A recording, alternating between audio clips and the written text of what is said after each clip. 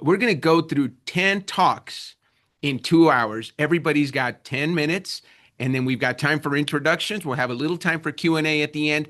We will end promptly, but if you want to stick around and talk with the crew, those of us that are still here, you're welcome to stay. So please join us. And Gigi, I'll turn it over to you.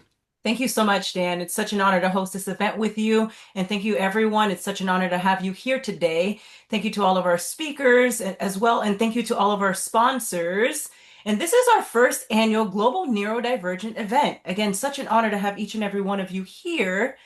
Now, at this time, I'd love to welcome our first speaker, and that is Daniel Dominguez. And Daniel Dominguez is the CEO of Why Not Leadership and a proud neurodivergent leader with over 30 years of experience spanning the military, corporate leadership, and executive coaching. He's on a mission to help leaders stop trying to fix themselves and start unlocking the power of how they are wired. Please join me in welcoming the incredible Dan Dominguez. Thank you so much, Gigi. And let's see how I do. I'm sharing my screen here. Can everybody see my screen? Yeah. All right, let's get started. I get to, this is a group that I definitely didn't want to follow anybody else. So I said, you know what, since I'm helping to coordinate, I'm going to go first. What we're going to do today is we're going to dive into what it means to embrace your neurodivergent edge, how self-awareness fuels resilient leadership. You're in the right room today if you've ever felt like you're different than everyone else. And when you try to adapt to their norm, it's a struggle. Have you ever felt that? For a long time, I thought I was too much, too intense, too all over the place, always pushing back or asking, why are we doing things this way? I assumed I had to dial that part of me down to be successful. Well, I'm here to tell you, it doesn't have to be that way. Let me tell you a little bit about me. I believe that success happens when I make a positive impact in the lives of others. That's not just a nice phrase. It is the way that I'm wired. And understanding that changed everything for me. So today I'm going to share a couple of stories that taught me that same lesson. The way my brain works, the parts that I used to hide, are exactly what make me strong and resilient as a leader. So let's start with one of those stories. When I first entered the military, I thought my job was to blend in, follow the rules, fit the mold. One mission changed that. We are training to set up fuel tankers at the forward edge of the battle area. We called it refuel on the move. Our job was to keep the tanks and the heavy equipment fueled and moving, but we had to do it just outside of enemy fire. It was one of the most dangerous and vulnerable positions to be in.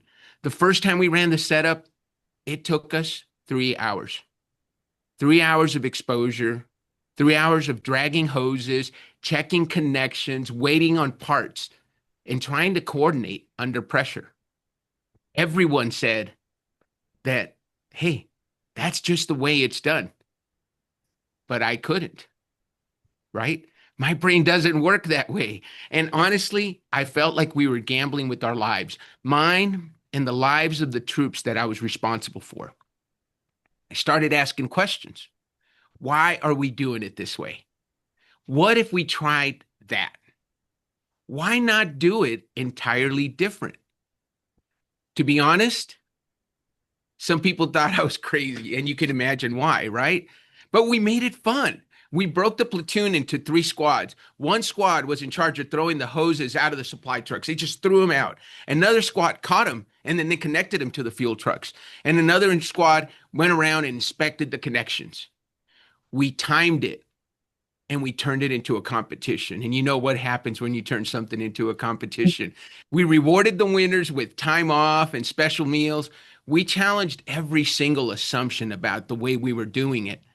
And we practiced this new way of doing it over and over and over. And guess what? Eventually, we were able to set up that fuel line in 5 minutes.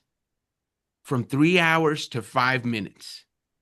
Just by looking at it differently, by turning it into fun and making it a competition. What others saw as chaos or impossibility, my brain saw as an opportunity. That was the first time I glimpsed it. This wiring that I'd always tried to hide, it wasn't a liability. It was my edge.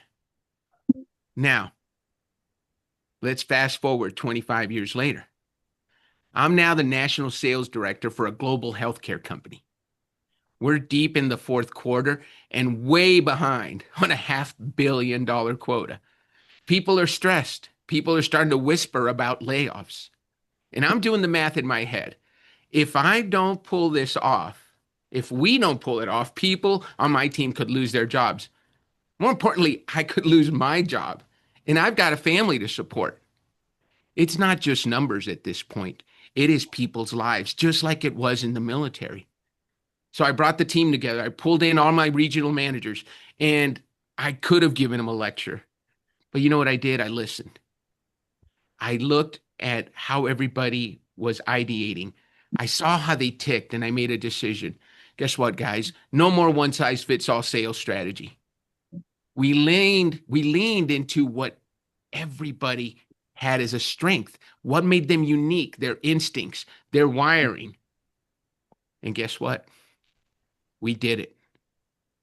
It worked. That year, we made 50% of our quota in the last 90 days of the year. And it wasn't a traditional playbook. It was a why not moment if I ever had one. And once again, what was it that made the difference? It was my out of the box thinking, unconventional ideas, the obsession with unlocking potential in other people. My ability to see the system and shift it was not a liability. It was the key. You know, we closed 50% of our annual quota in 90 days. We beat quota by 172,000. I mean, that is nothing on $500 million, right? 172,000. I remember the last deal came in on the last business day of the year.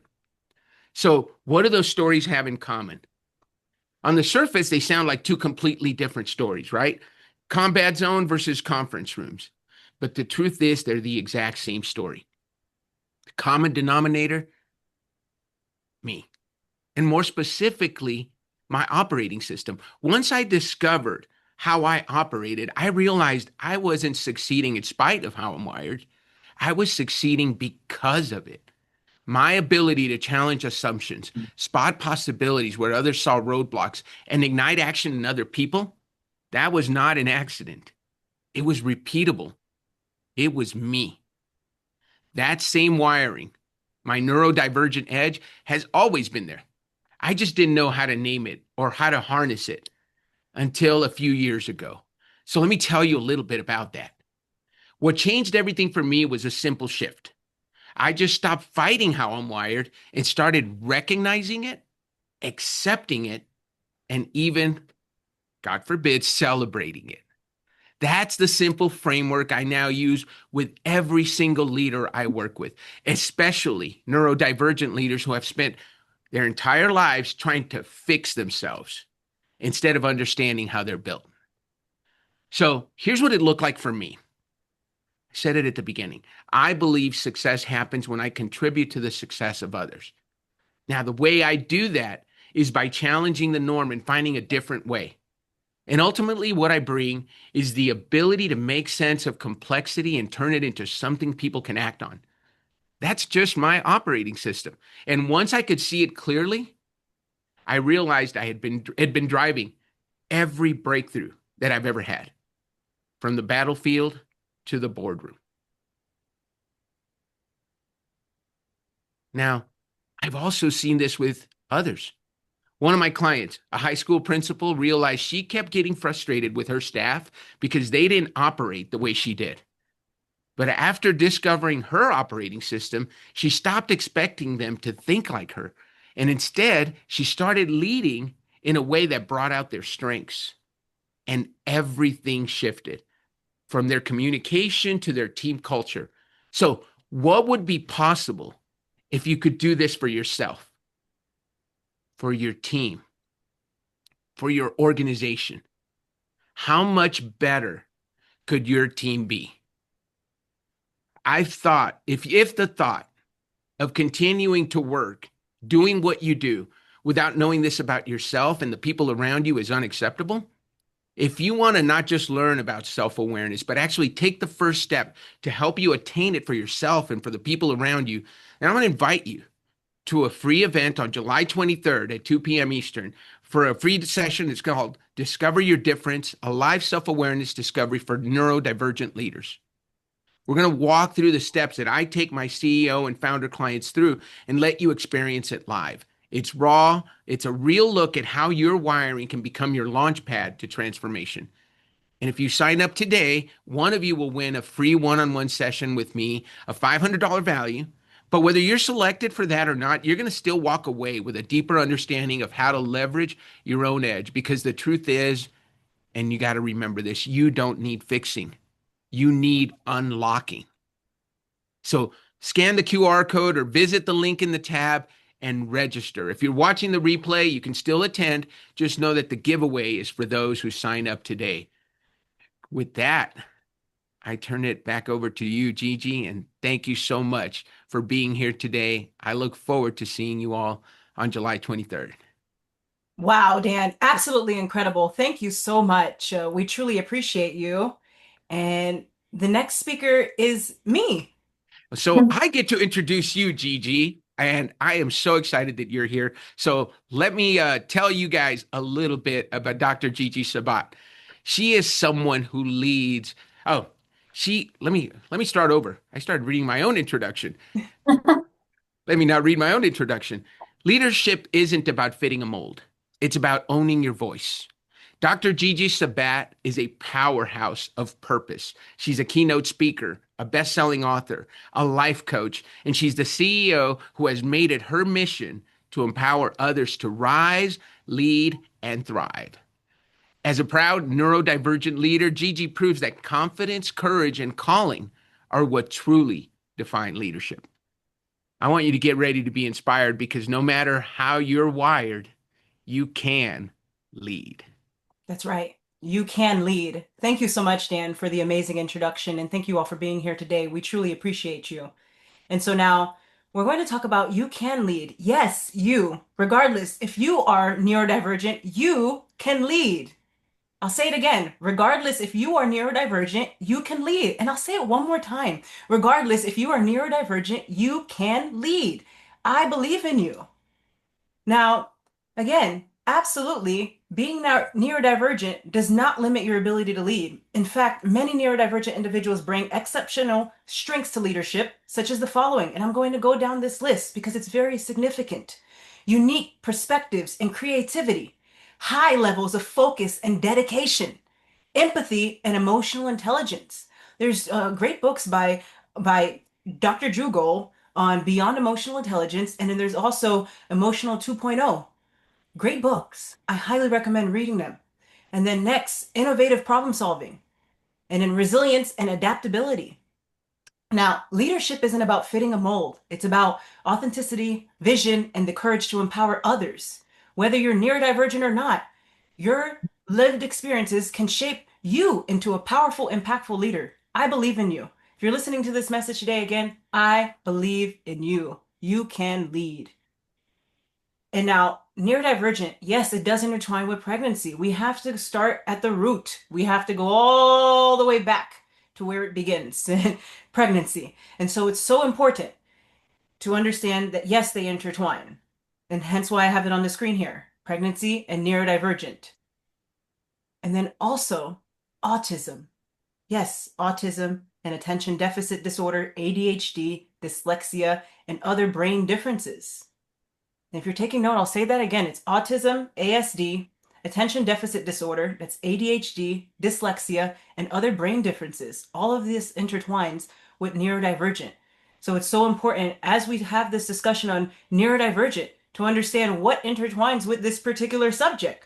Because if we're going to tackle it and we're going to have these discussions, we need to talk about it as a whole and all of the factors associated with it. And so that brings me to the next subject here, mental health conditions, which also intertwine with neurodivergent. So that's anxiety, depression, and schizophrenic, and amongst other things. So all of these factors are important. And then mindset, right? You can be neurodivergent, but how are you looking at it? Are you saying I'm neurodivergent and this is it? I cannot lead. Again, I'm going to tell you, you can lead because I believe in you. And so if you shift your mindset from a negative mindset to a positive mindset and maintain a resilient mindset, there's a huge difference. And again, I believe in you. You can do this. And I encourage you to shift your mindset today. And remember, you can lead. Which takes me to the next subject, leadership. Yes, you are a leader. There's a leader in each and every one of you. If you're listening to this message today, I believe you can lead. And if that's one of your goals, if there's a particular area where you'd love to lead, and maybe you've given up on that, I encourage you today to circle back and remember you can lead. Now, parenting. Parenting also is very significant as far as neurodivergent. Meeting people where they are, meeting your child where that individual is, understanding neurodivergent, the subject. So parenting, it goes back to pregnancy and parenting, understanding all of these factors. So again, when we talk about parenting, listening into the child. Well, what does the child need? And understanding neurodivergent. Just meet the individual where they are. I'll say it again, meet the individual where they are. So important. And then faith. Faith truly matters. Don't give up. Keep the faith. And now I'd love to go through some affirmations. So if everyone can unmute, can you unmute your mics? Love to go through some affirmations with you all. As far as this particular subject goes, and so what I'm going to go through with you now is some affirmations on mindset, because as I mentioned, it's so important. How are you not only speaking to yourself, right? Shifting, but also your mindset from a negative mindset to a positive mindset. And so here are some powerful mindset affirmations to help cultivate resilience, positivity, and growth. Are you ready? Ready. Yes. All right. So here we go. This is the first set on growth mindset affirmations. So I'll state the sentence, the affirmation, and then you can go ahead and state it. They're very straight and clear and straight to the point. So here it goes. I am constantly learning and growing. I am Constantly learning and growing. Mistakes are opportunities to learn and improve. Mistakes are opportunities to learn and improve. I embrace challenges as a path to mastery. Oh, I embrace challenges as a path to mastery. The next one is on confidence and empowerment, which goes hand in hand with neurodivergent, being confident. So here it is. I believe in my abilities and trust my decisions. I believe in my abilities. My abilities trust my and trust my decisions. decisions. I am capable of achieving great things. I am capable of achieving great things. I release all doubt and step into my power. I release all all doubt. doubt. Step To my power. The next one is on abundance and gratitude. And here it is. I attract success, prosperity, and abundance. I attract success, prosperity, and and abundance. Every day brings new opportunities. every day. Every day brings new opportunities. opportunities. I am grateful for how far I've come and excited for what's next. I am grateful Grateful for how for how far far I've I've come come and what's next. Okay, there's two more sets. The next set is on resilience and strength. Here it is. I bounce back stronger from every setback. I've bounced back stronger from every setback. I have everything I need within me. Everything I need within Within me. Difficult times are temporary and I am unshakable. difficult times are temporary. I am unshakable. And the last set is on self-worth and inner peace. And so here it is. I am enough just as I am. I am enough Enough just as just I am. And next, I deserve love, success, and happiness. Deserve Love, success. Success and happiness. And the last one. I honor my journey and trust the timing of my life. I honor My my journey and trust of my life. Thank you. Very powerful. Yeah, I truly appreciate each and every one of you. And so that wraps up my talk on you can lead. Again, I believe in you. Do not give up. And if again, you are looking to lead, you can. Thank you. Thank you so much, Thank you. Gigi. We're doing really good on time, but I want to make sure and share a quick story about Gigi. We were talking the other day, and she was telling me a story about one of her clients, and her client was having doubts about doing something. And isn't this us? And you feel this in Gigi, and I feel it with all of you. And she says to the client, listen, I'm a motivational speaker. What do you think I'm going to tell you, right? I'm not going to tell you you can't do it. I'm not going to reinforce, oh gosh, woe is you, right? I'm here to tell you, if you're coming to me for advice, you know what I'm going to tell you. So let's go do it. And I love that you kind of just practice that with us because we sometimes need that reinforcement, Dr. Gigi. So with that, I'm going to let you introduce our next fabulous speaker. Thank you, Dan. And you're absolutely correct. Yes, I do tell people that all the time. I say, I'm a motivational speaker. What do you think you're going to get? I'm not going to tell you you can't do it. I hear that all the time. I can't do it. I can't do it. Yes, you can. Don't tell me you can't do it because we're going to talk. So, because I believe in you so much. That's how much love I have for you, and that's how much I believe in you. So I won't tell you that you can't do it. And so I'm all about meeting people where they are. And again, if there's a goal that you're looking to achieve, I'm here to tell you you can achieve it. Don't give up. Now, the next speaker is Raymond Kemp. And Raymond Kemp is going to talk about what does leadership look like when your brain doesn't follow the standard playbook. And he's a retired fleet master chief with 33 years of experience shaping resilient, mission-driven cultures in the U.S. Navy. He now equips executives and elite teams to lead with clarity and purpose while embracing the unique advantages of ADHD. Now, get ready to rethink what effective leadership really looks like through the lens of someone navigating with a different compass. Welcome, Raymond. Thank you. Thank you very much, Gigi, for that introduction.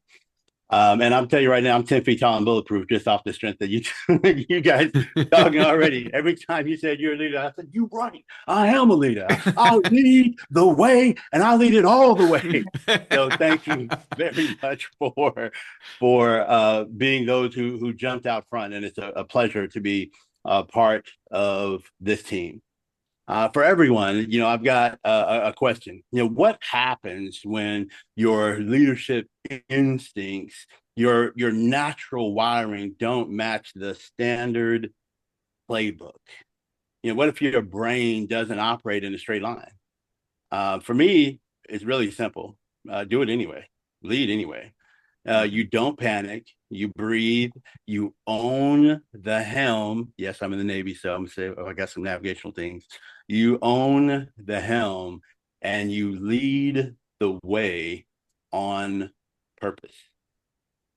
So, from my perspective and life experience, I just want to encourage those who either perhaps someone who is making their way through this life with ADHD, or perhaps you're leading someone, maybe even it's you. The thing is that we must understand, I'd just like to encourage you that it's okay. It's okay that you don't use the standard playbook. It's okay that you don't necessarily follow things in a straight line. That divergence, that different way of looking at things is something that I'm positive that we can stand in when we realize that even if we have been told, like for me, my entire life, I've been told, look, you need to learn how to control that. What I realized, because it wasn't a late stage diagnosis for me, is something that I have lived my entire life. And when I realized that I can operate in this type of way, I realized that ADHD did not hold me back. It actually trained me to lead. It trained me to look at things in a way where I could see the chaos and then find the patterns. I had the ability to problem solve and see beyond what other people thought of as confusion and, again, chaos. And for me, I could track out those patterns.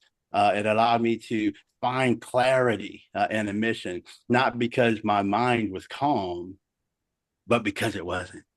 It made me more disciplined, because that was the only way to go forward. The Navy has a very particular structure. There's left and right lateral limits that are very precise. Your day is scheduled very succinctly so that you know exactly what to do. And you would think initially, oh, somebody with ADHD, perhaps that doesn't fit. And it didn't at first until I learned the consequences and repercussions, but till I learned how to stand in my own strength. And so though there were left, right, lateral limits, there was no ceiling. And so I could always go up. And because I understood that discipline allowed me to lead just in a very different way. I didn't look back and think sadly upon things that had gone by. I was encouraged and I looked forward.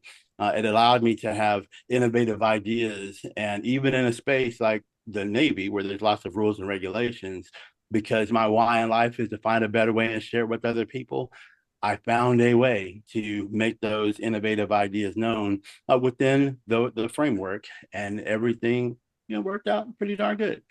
The thing is, when you're leading people, it is very important that we express a measure of care.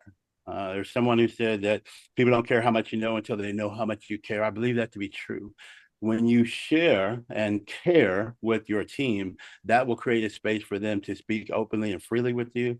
And that communication is crucial in very high levels of leadership. And I don't mean high level as in high up in the rank structure or high up within a business or organization. I mean, when it comes down to the things that are important to your folks. Being able to talk to those folks who have this particular condition it's important that you know that they can hyper focus. It's important that you give them space to do that. It's meaningful when people realize that they're in a safe space, a psychologically safe space, but in a safe space where they can communicate, share ideas. We recognize those ideas often in the presence of others, or maybe even privily, but the ability to see that person and realize that they have that skill is very, very, very important. And it will create that space for them to be even more innovative. And what we know for sure when it comes to leadership is that when you encourage a certain behavior in the presence of others, the other people who may not have realized it was a safe space to do that, again, come up with these innovative ideas, will then begin to come with those ideas as well. And when we encourage people to treat one another with dignity and respect, that space is one that will allow us to change the world. Realize that we can change the world from the workplace outward. So when people come to work and they get treated with dignity and respect, they're not just going to be selfish with that and not treat anybody else like that. They'll take that home. They'll treat their families and friends with dignity and respect.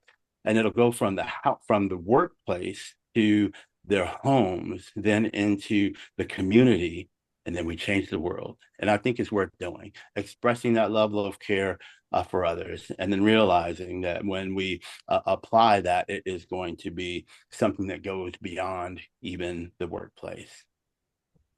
Now, when it comes to owning the helm, again, I really think it's important that when we understand what it means to have this neurodivergence in whatever capacity it may be, when we realize it's ours, walk that thing out. I'm stuck being 6 feet tall. There's nothing I can do about that. So if I walk through so I go to a space with the low ceiling, I duck. It's just, I have to deal with that. When I sit on an airplane, shucky ducky, I either got to pay for a seat that's appropriate, or I just got to, fold up like Megatron and fit in there. The thing is that I'm owning who I am. And I think that goes beyond just physical, like I'm describing now, but also when it comes down to those who have that divergence. And so if you're a leader leading someone who may fall outside of the standard, they're not neurotypical, then help them understand how they too can own the helm, understand their wiring and what that means to the workplace and at home, because we're not only leaders in the workplace, by the way, we may be leaders in the community, maybe leaders in our household, regardless of that household dynamic. Leadership is who we all are. Just as Dr. Gigi was saying, we are leaders. Understanding this, I think, is really important. I tell my clients this all the time: make a decision and step out on it, and then maintain the executive authority to change your mind. I told my daughter this just the other day. She had a certain degree field that she had moved out in and was enjoying it. And then there was another opportunity in the workplace. And I said, hey, look, you have the executive authority to change your mind. So understanding it's okay to course correct. And one of the best ways for us to do this is is leadership by example. Here are a couple of strategies that I just know work. From I think Dan said, from the battlefield to the boardroom. It's just these things work. It just so happens that I learned and experienced them out, in the Navy or on the field with the Marines and with the Army as well. But these things work for sure. The anchor points create that structured routine and ground your day. Having a structure is not a bad thing. Having a routine is not a bad thing. For someone with ADHD, as a person, I should say, with ADHD, I make a living off of routine things because routine things should happen routinely. And I can stay on track and do some self-governing. When it comes down to the ways I do that, also come with visual management tools. I have sticker notes probably in more places than most. I have a big whiteboard behind me. You can probably see the edge of it, so that I can make sure that I stay on track. And then one of the things that's supremely important, and we as leaders should consider this as well, having good, forceful backup. People that will not just hold me accountable, but also do that measure of encouragement as well. In the workplace, when we have small teams and large, this is one of the ways that creates a space for those neurodivergent personnel to be highly successful. And then be the leader that you're wired to be. Once you identify yourself, then you have a responsibility. Knowledge itself is not power. Knowledge is not power. Knowledge and then the application of that knowledge is where the true power lies. And so for yourself, for ourselves, for those teams that we work with, again, whether it be at home or in the workplace, it is critical that we stand in who we are and maximize those moments. And I leave that with you. Own the helm. Know thyself, and to thine own self be true. And you will be the most successful person that you can be, because nobody else, no matter where they're from or how long they've been watching, they cannot be you. And if you're looking to make contact with me here at Kim Solutions, it would be an honor. Please just scan the QR code. And there's many ways that I can help you find and master the path to leadership. It's been a pleasure. Thank you for the time. And I yield the floor to those esteemed MCs. Thank you, Raymond. And now at this time, I'll hand over the microphone to Daniel. Thank you so much, Raymond. You are so inspirational. I've been lucky to know you for a long time. You and I actually shared the stage and did a workshop in Oklahoma City together. And if you don't know Raymond, get to know him, follow him, and get to know his leadership, because he is as genuine as they come. So thank you so much, Raymond. We're so glad that you're a part of this event. I get the honor of introducing the next speaker. Let me ask a question. What if the conflict on your team isn't the problem, but the opportunity?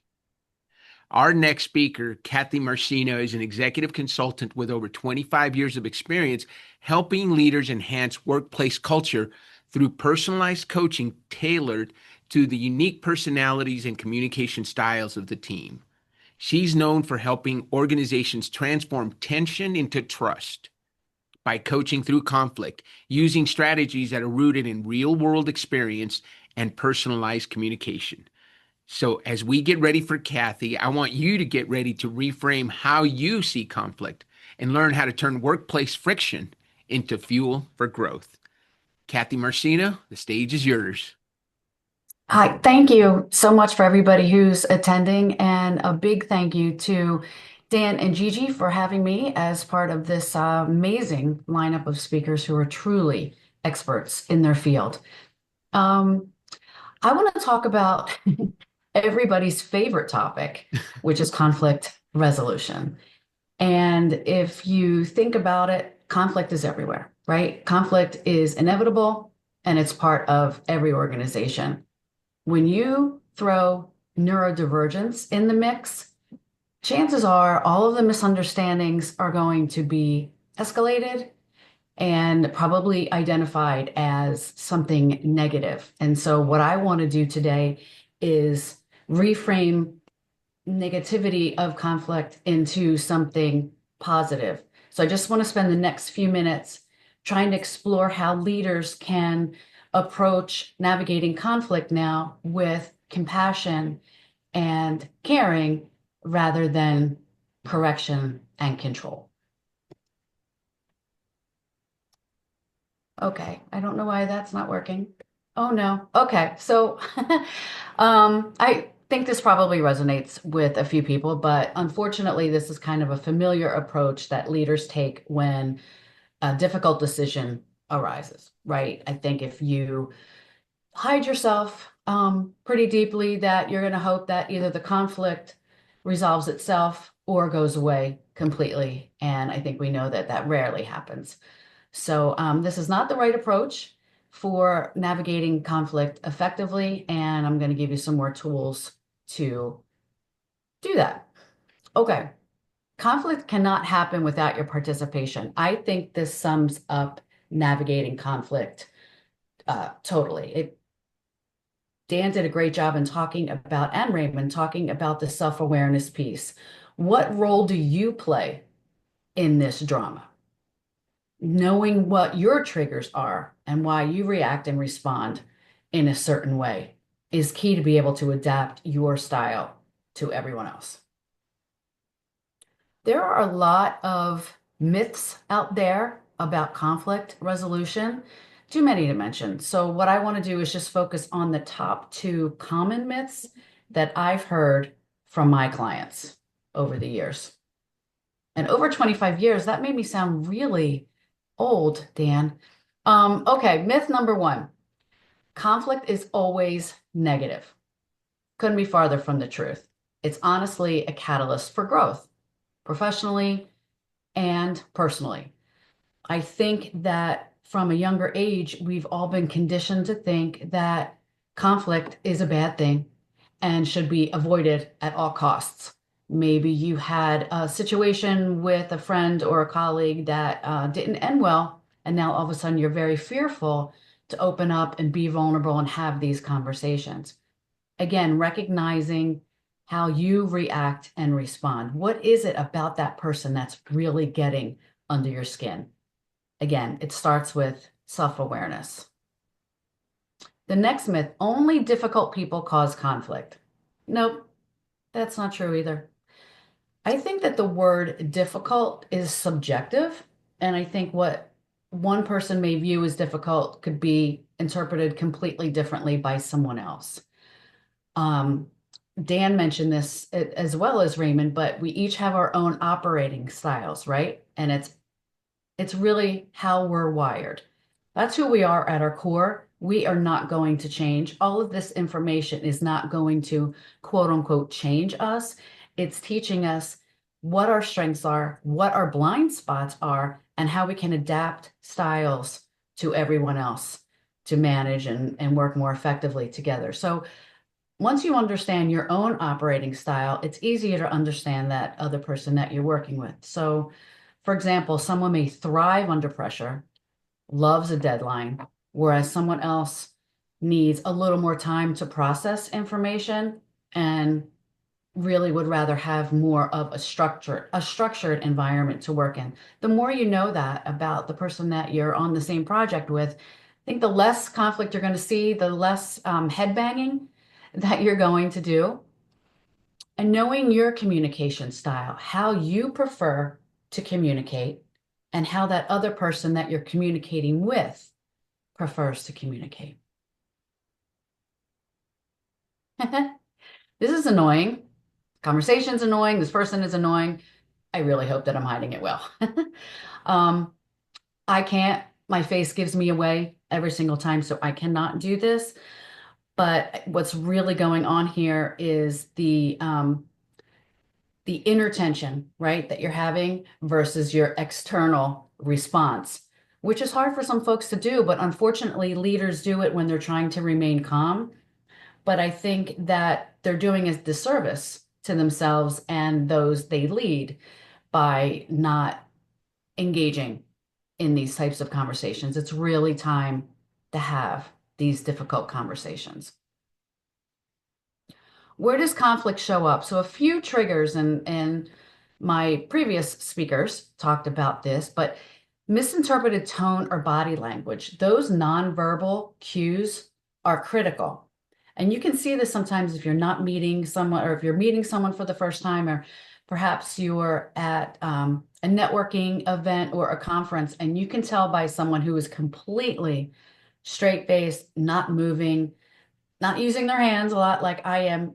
You kind of come across almost as disengaged, unapproachable, not really caring about having a conversation with you.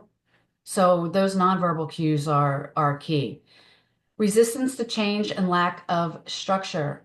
Some folks are really fearful of the impact of that change. And as a leader, you may need to give a little more reassurance to that person. Sensory overload in meetings. Everyone's talking at the same time. That's very hard to get your thoughts together, let alone trying to speak up. Communication pace and tone. Talking too quickly, talking too loudly, that could come off as very intimidating for your team.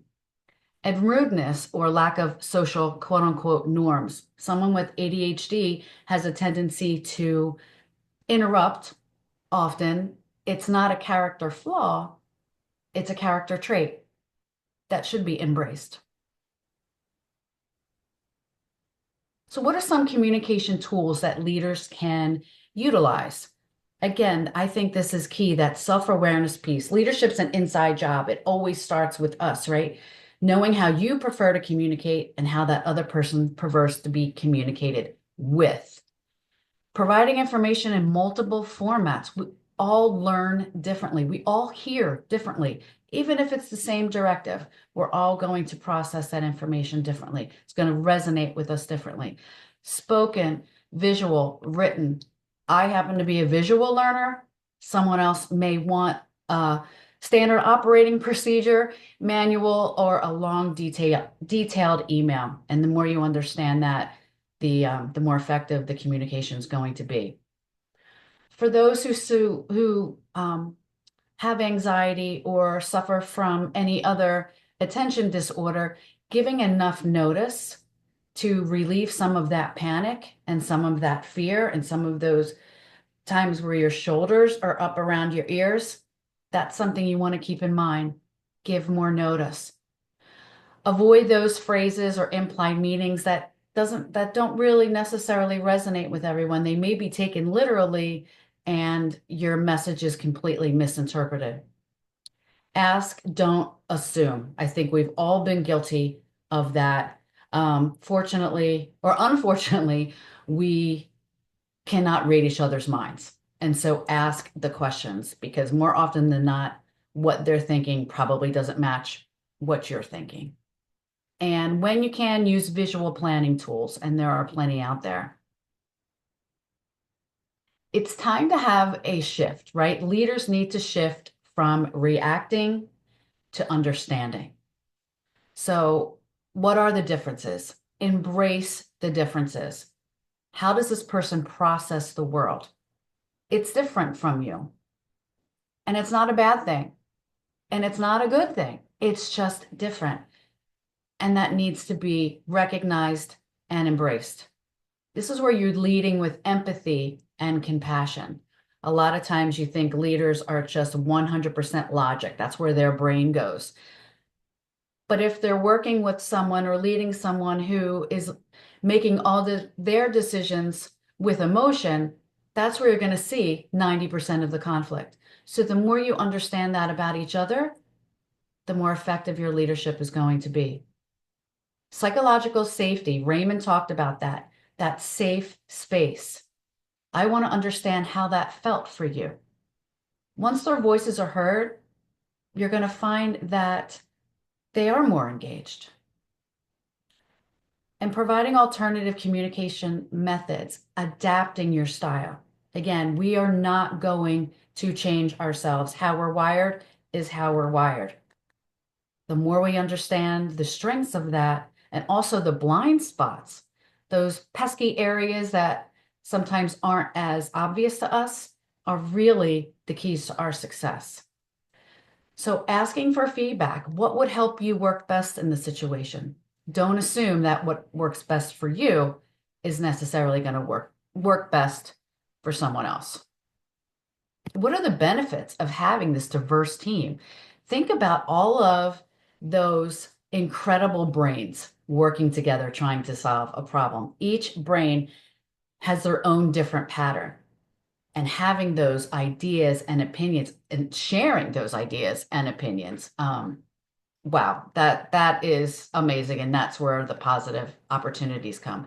Increased innovation, thinking out of the box, being vulnerable, feeling safe enough to speak up. When employees feel seen, you're going to find that they're more engaged.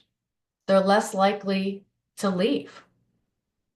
And again, that psychological safety. Can I speak up?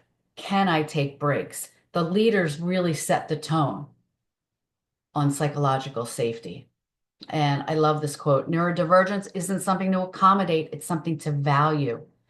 Your team strengthens when everyone feels they can show up as they are.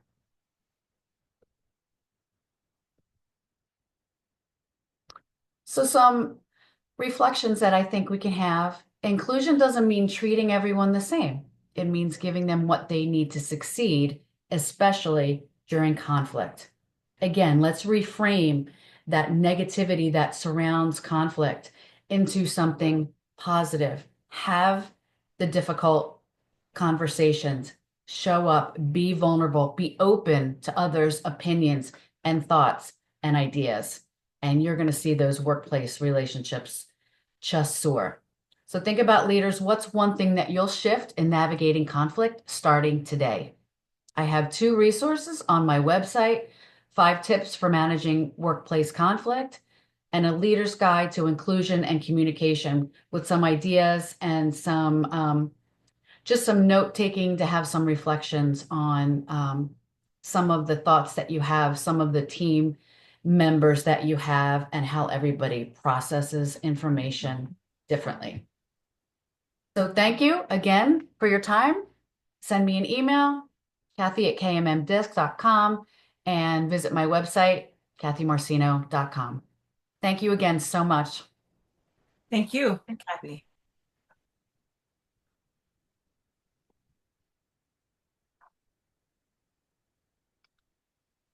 Excellent. So now our next speaker is David Citron, and he'll be covering the topic, Unleash Your ADHD Superpower in 4 minutes a day. Now, what if 4 minutes a day could change everything for someone with ADHD? David Citron is the founder of Espresso Coaching and a trailblazer in micro coaching for ADHD minds. Now, after coaching over 800 clients, including CEOs and students, David discovered that traditional coaching wasn't built for ADHD brains. So he flipped the model, 1 4-minute call at a time. The results? Life-changing. Now, get ready to discover how focus, follow-through, and massive action can be unlocked. It's just minutes a day. Welcome, David. Hi, Dan, Gigi. Thank you so much for inviting me to the Global Neurodivergent Leaders Summit. Really appreciate this opportunity. I'm sorry I can't be there today, but this is my contribution, which I hope will have nuggets in it which can completely revolutionize people's lives who are listening right now.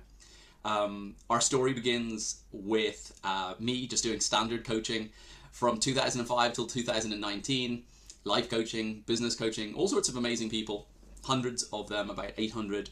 And then I came across Joe, and Joe was not the average client.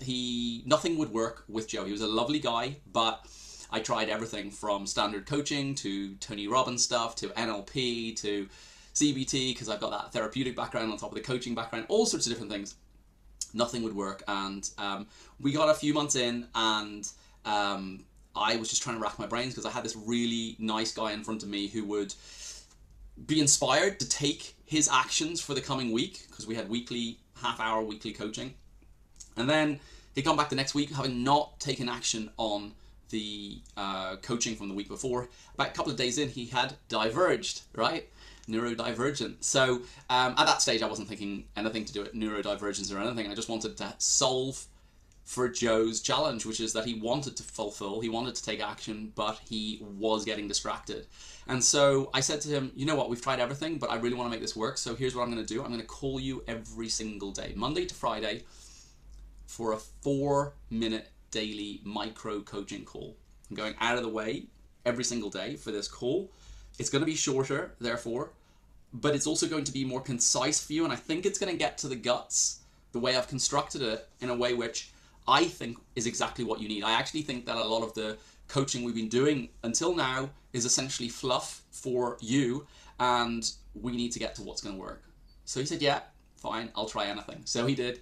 And after a couple of weeks, Joe was taking 12 times more action than ever before. We thought it was a fluke, so we followed through for months, and he just kept going up and up and up, and great things started to happen. I decided to share it with other people. We got a kind of pilot program of about 30 people. After the first year, found out that the majority of the people really sticking with this, ironically, had ADHD, specifically inattentive type. And those people were literally seeing this as the missing piece of the puzzle for them. One person, you know, they ended up like, they were working on some business transactions for their manager, and they were like usually bringing in just a few £100 per week, and they ended up bringing in thousands of pounds because they had this channeled energy. Another person was a student who had gone off track and was basically nearly flunking university or college, and she ended up being a superstar in college as a result. About 40% of our clients nowadays are entrepreneurs. They are leaders in various ways. Another 20-30% are in sales of some sort, like recruitment or property, etc., etc. But one way or other, we've somehow got into a position where we're serving clients across 31 countries, and we're delivering them 3 keys in every espresso coaching call. And these 3 keys, whether you work with us or not, there's something to take for yourself in some sort of shape or form. First part of each call is the accountability piece. That is a power part of the call. It's huge, massive, because what we want is to bring you 3.0. Now, you know who you 3.0 is. It's the one who gets more done in 2 hours than most people do in 2 days, but you're here one day. It's like a wizard. You 3.0 is a wizard, right? He or she is here one day and then gone for 3 weeks. And you're just like, if I could get me 3.0 to turn up every single day, the compound effect of that would be an exponential life, like completely different. And so as a result, to get that hockey stick difference, part of that process is providing the human accountability. So you get this call at 6:08 a.m. or 11:18 a.m. or whatever the set time is that you guys have agreed, you and your coach. And as a result, you get into that state of flow, you gamify each and every day, and you bring you 3.0 because of the accountability piece, but also because of the other 2 pieces. Accountability is huge. The second part is even more important. Our coaches are experts at switching on, espresso coaches are experts at switching on your prefrontal cortex. That is the part of the genius ADHD mind, which has dimmed down the executive level thinking. And the way they do this is by getting you emotionally and intellectually connected to where you want to be in the next 24 hours. The simplest way of putting this is every single day since you were 2 years old, you faced the world and the world faced you. And one of 2 things happened. Either you influenced the world, which felt amazing, or the world influenced you, which felt terrible. You got pulled into that article about Donald Trump because that guy who was writing it had a clearer idea about what he wanted from your day than you had about what you wanted from your day. So here is the key. Here's the rule. Whoever is most clear will always influence the one who's least clear. So our job as your sidekick, your espresso coach's job as your sidekick, is to make sure you're in a supreme state of clarity, not just once a year, January 1st, or once a month, or even once a week, but every single day, Monday to Friday, so that you influence the world instead of the world influencing you. And as a result, you end up influencing your mind, your body, your business, your staff, your community, your world. And the ripple effect of that is just insane, essentially creating an influencer. So that's huge. It's incredibly empowering. That moment is a click moment for so many clients, where we've had people age 77 saying they wish they had started this 50 years ago. We weren't around 50 years ago. We started back in 2019 with Joe, but we're making that difference now. So if you're catching this at age 52 or 42 or 32, fantastic. You know, as soon as you can catch it, it's literally night and day, the difference, life before espresso, life after. So there's the accountability piece and there's switching on the prefrontal cortex. Those two parts, in our experience, they take care of 90% of our clients' procrastination. But we want that last 10%. The last 10% is down to the root of procrastination, which is the F word, not that F word, the other F word, fear. Could be fear of success, could be fear of failure, could be fear of not having something perfect enough so you don't start or finish it, could be fear of embarrassment, rejection.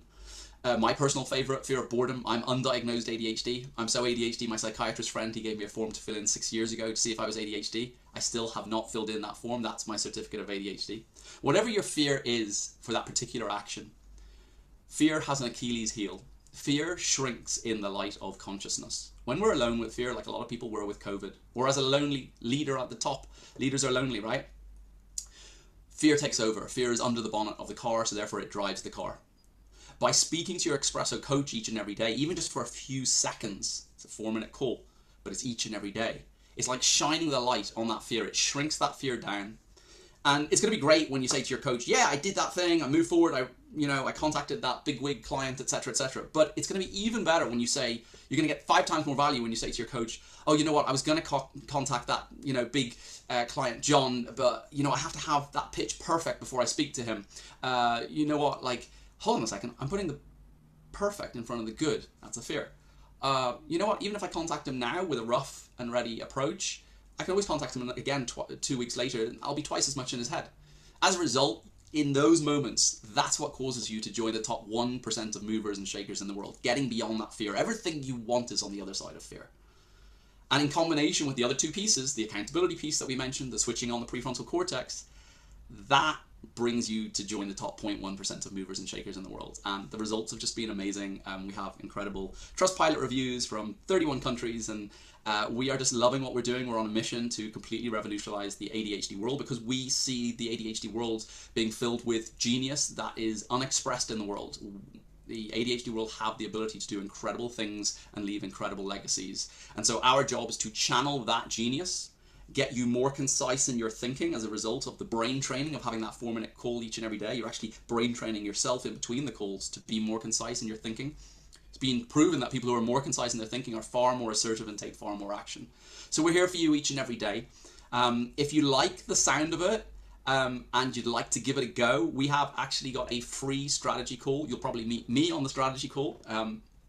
And you can do it by Zoom or by phone. Just head over to expressocoaching.com, EXPRESSO, expressocoaching.com, and schedule in your Zoom or phone meeting. Always better by Zoom. It's always nice to meet you properly. But either way, it's known as the game changer because it has such a big effect on people. And then that 30 seconds of scheduling that call can literally determine the next 30 years of your life, because 95% of what we do is going off track. It's subconscious. We know that when we're driving a motor car down the road for the last 2 hours and we haven't really been thinking about it. It's only in that 5% of intentional thought that we get to make a difference. So 95% of the time we're going off track, getting distracted, etc. by various different things. In that 5%, it's so important that we set up, in the 5% of intentional thought, it's so important that we set up the systems that are going to support us to channel the genius of that other 95%. And that's what setting up Espresso for yourself does. Hope you like the sound of it. Thank you so much for listening to me today. And thank you to Dan and Gigi for giving me the opportunity to speak to you all. Good luck to everyone else here. I hope it's a fantastic conference. Enjoy every moment and head on over to expressocoaching.com, or just take a note of it now to head on over. Although if you've got 5 minutes, always good to not get distracted. There's always something that gets in the way. Book in that, schedule that call, and I'll be there for you to support you, and be lovely to actually meet you. All right, take care, be well. Thank you so much. Thank you, David. That is so good, guys. I wish David was here in person, and I will make sure if you guys want to meet him, I've got his email. He's an amazing guy. He's doing some amazing things. I've taken advantage of his espresso coaching, and I can't tell you the impact it's had because of my ADHD. Just having somebody to talk to that says, "Hey, did you do those 3 things you said you were going to do?" But you do it every day, and so it's really simple. And here's what I say: I don't want to be an espresso coach. So I refer people, if you have a client that you think could use espresso coaching, I think it's a nice add-on to add to what you're already doing with them. So let me introduce. Oh man, I love that I put that music in there too. So it stops me in my tracks to make sure we stay on track. Let me introduce. I get an opportunity to introduce our next speaker. Um, let me tell you a little bit about our next speaker. What if the world labels you as radical when you're actually just ahead of your time? Our next speaker, Dr. Holly White, is a cognitive psychologist and a leading voice in ADHD, creative thinking, and neurodiversity. Through her groundbreaking research and consulting, she challenges how we define intelligence, attention, and innovation, inviting us to see what others are missing. Today, she's going to show us why trusting your instincts isn't reckless, it's actually visionary. Please welcome Dr. Holly White. Thank you so much for that amazing introduction, Dan. I want to make sure that I can share my slides, and let me see here.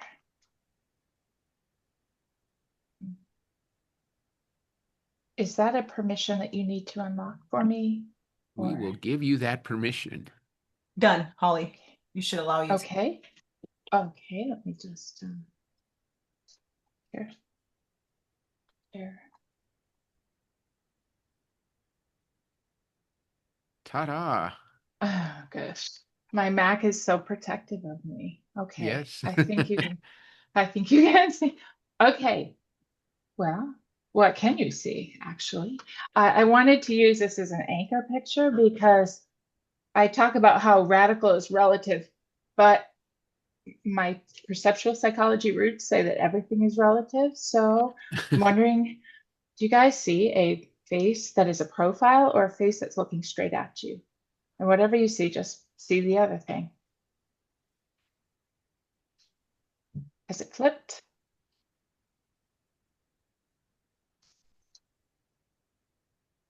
Anyone? No? I'm looking to my collaborators here to say something, but I see both. I see both. Are they flipping back and forth? What it's called is a bistable image. And so generally you will see both, but the image flips back and forth.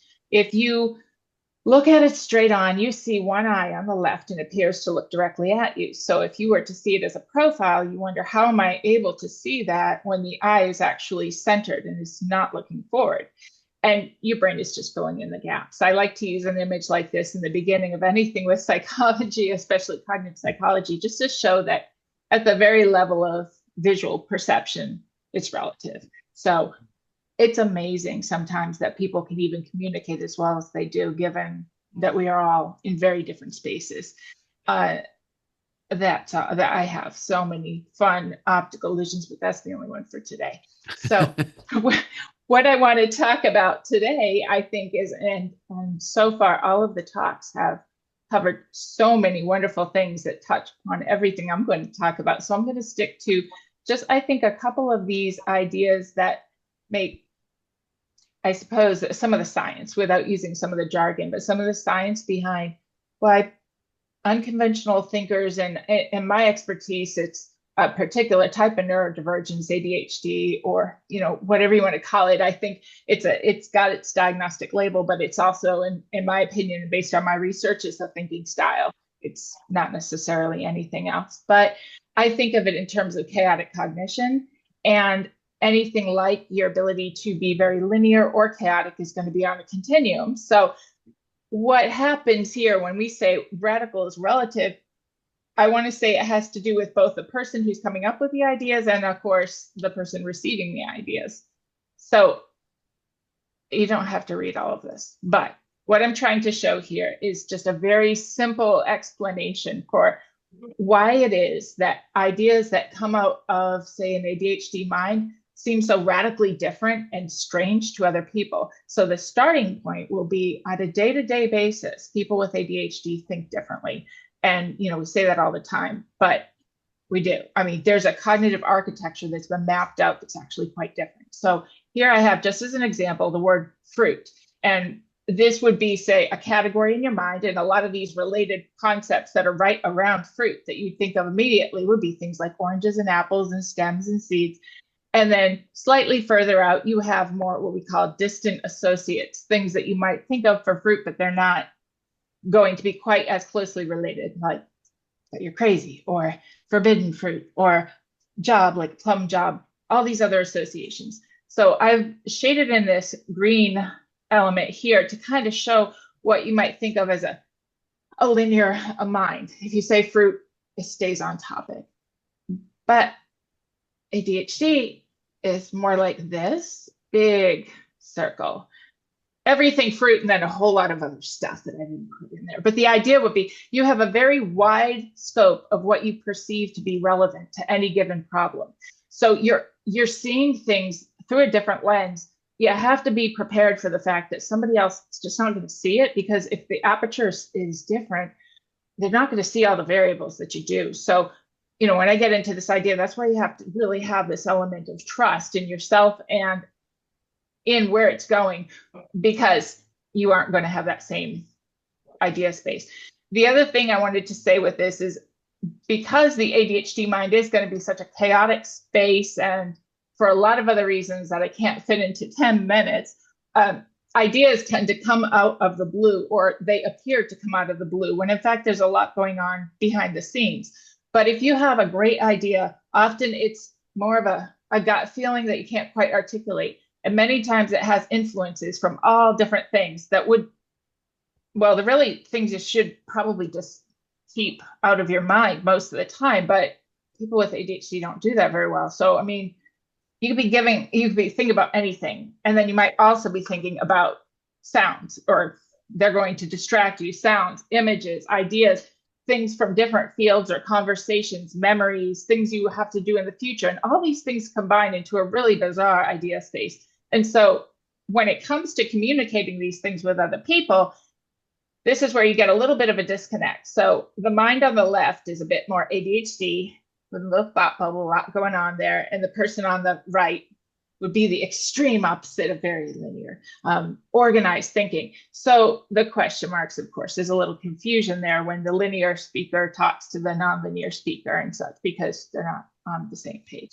So I think a lot of this idea of relativity of ideas and how close together they are comes from this disconnect between how people are able to organize their ideas.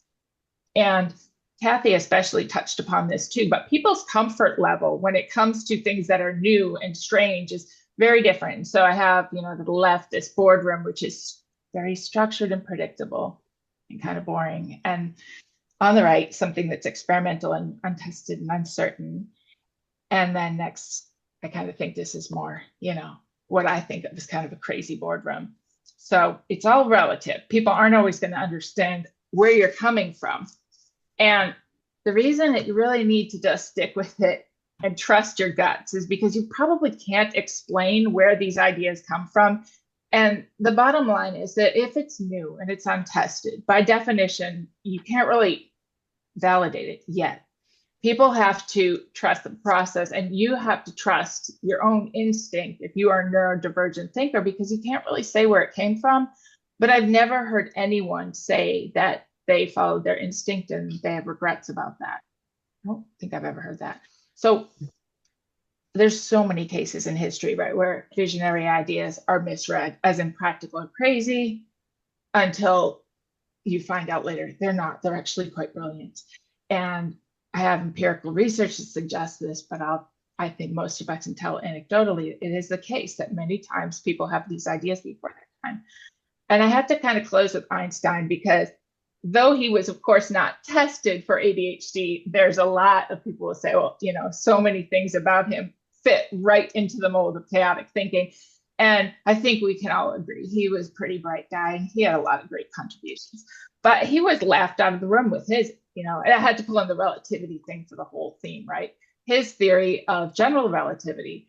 And I mean, people are like, wait, what, gravity, it pushes down on you? And he's saying, no, it's a dent in space. And they were like, that's ridiculous. And they also said, you can't test that anyway. There's no way to test that. And he's like, well, there is, but you need to wait for the next solar eclipse. And sure enough, he was able to test this idea, get proof of concept, but you had to kind of trust the process. And of course, something like this, actually my little NASA pick here, he still has a credit for this brilliant idea.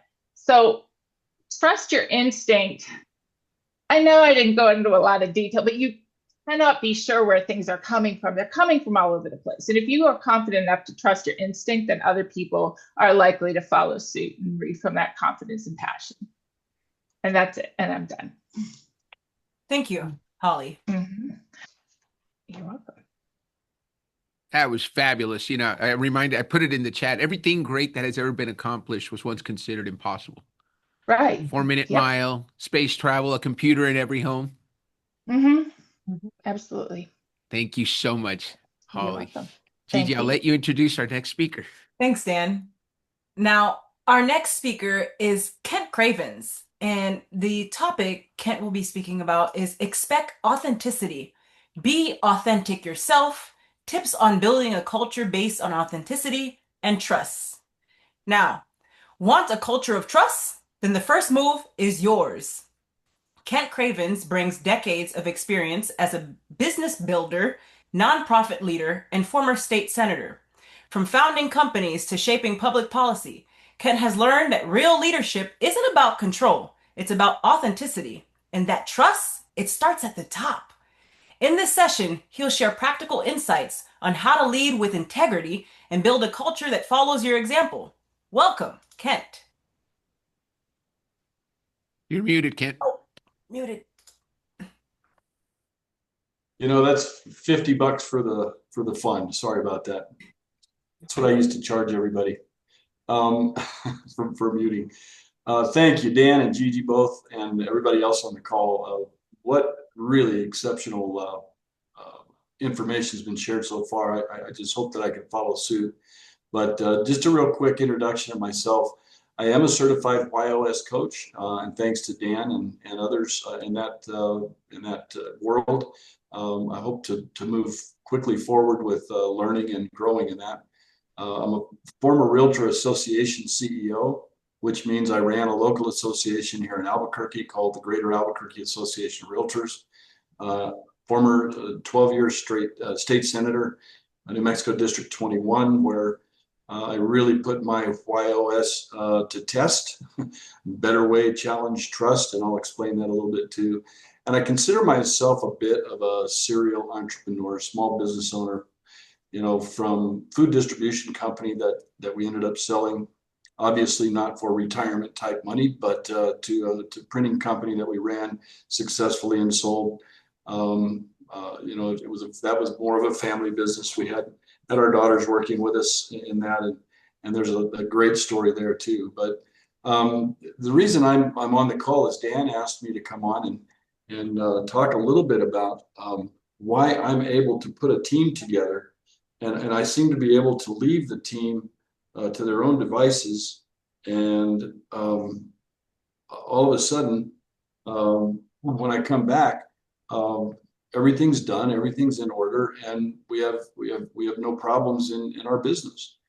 And I've got to tell you that it's largely because I expected them to be authentic with me, and I tried to make sure that they were that I was authentic with them. That was the big. If you are going to expect authenticity from people, you need to be authentic yourself. So I looked up the term neurodiversity, and it refers to the concept that there is a natural variation in how people's brains function and process information. It embraces the idea that differences in brain wiring, cognitive styles, and sensory experiences are not only normal, but also contribute to the richness and diversity of the human experience. And after I read that, I thought Dan was kind of picking on me a little bit because I have the how of challenge, and I didn't know if he was saying that. I really consider you a challenge, Cravens. I'm going to work you. I'm going to work you out here and see if I can get you fixed. But that wasn't Dan's goal. Dan's goal was to bring that out in me, and I appreciate him for that. But the first key, I think, in knowing how you can be authentic yourself and expect authenticity. And first of all, when I hire people, I don't hire and fire anybody. I never have. People have interviewed for a position they thought they might be good for, and they've basically hired themselves. Likely, in the end, if they leave the company, it's because they fired themselves. You know, they've proven that they weren't right for the job. So I've taken that responsibility. It's kind of off my back. And I immediately on day one, I put that on the people that are now with our company, that become part of our team. And it's amazing how people bought into that concept. And I don't know if that makes any sense. If you've got questions about that, I'd love to visit with you about it. But it's worked exceptionally well for me to make sure that they're accountable for what they do, and that they're authentic with me and I'm authentic with them.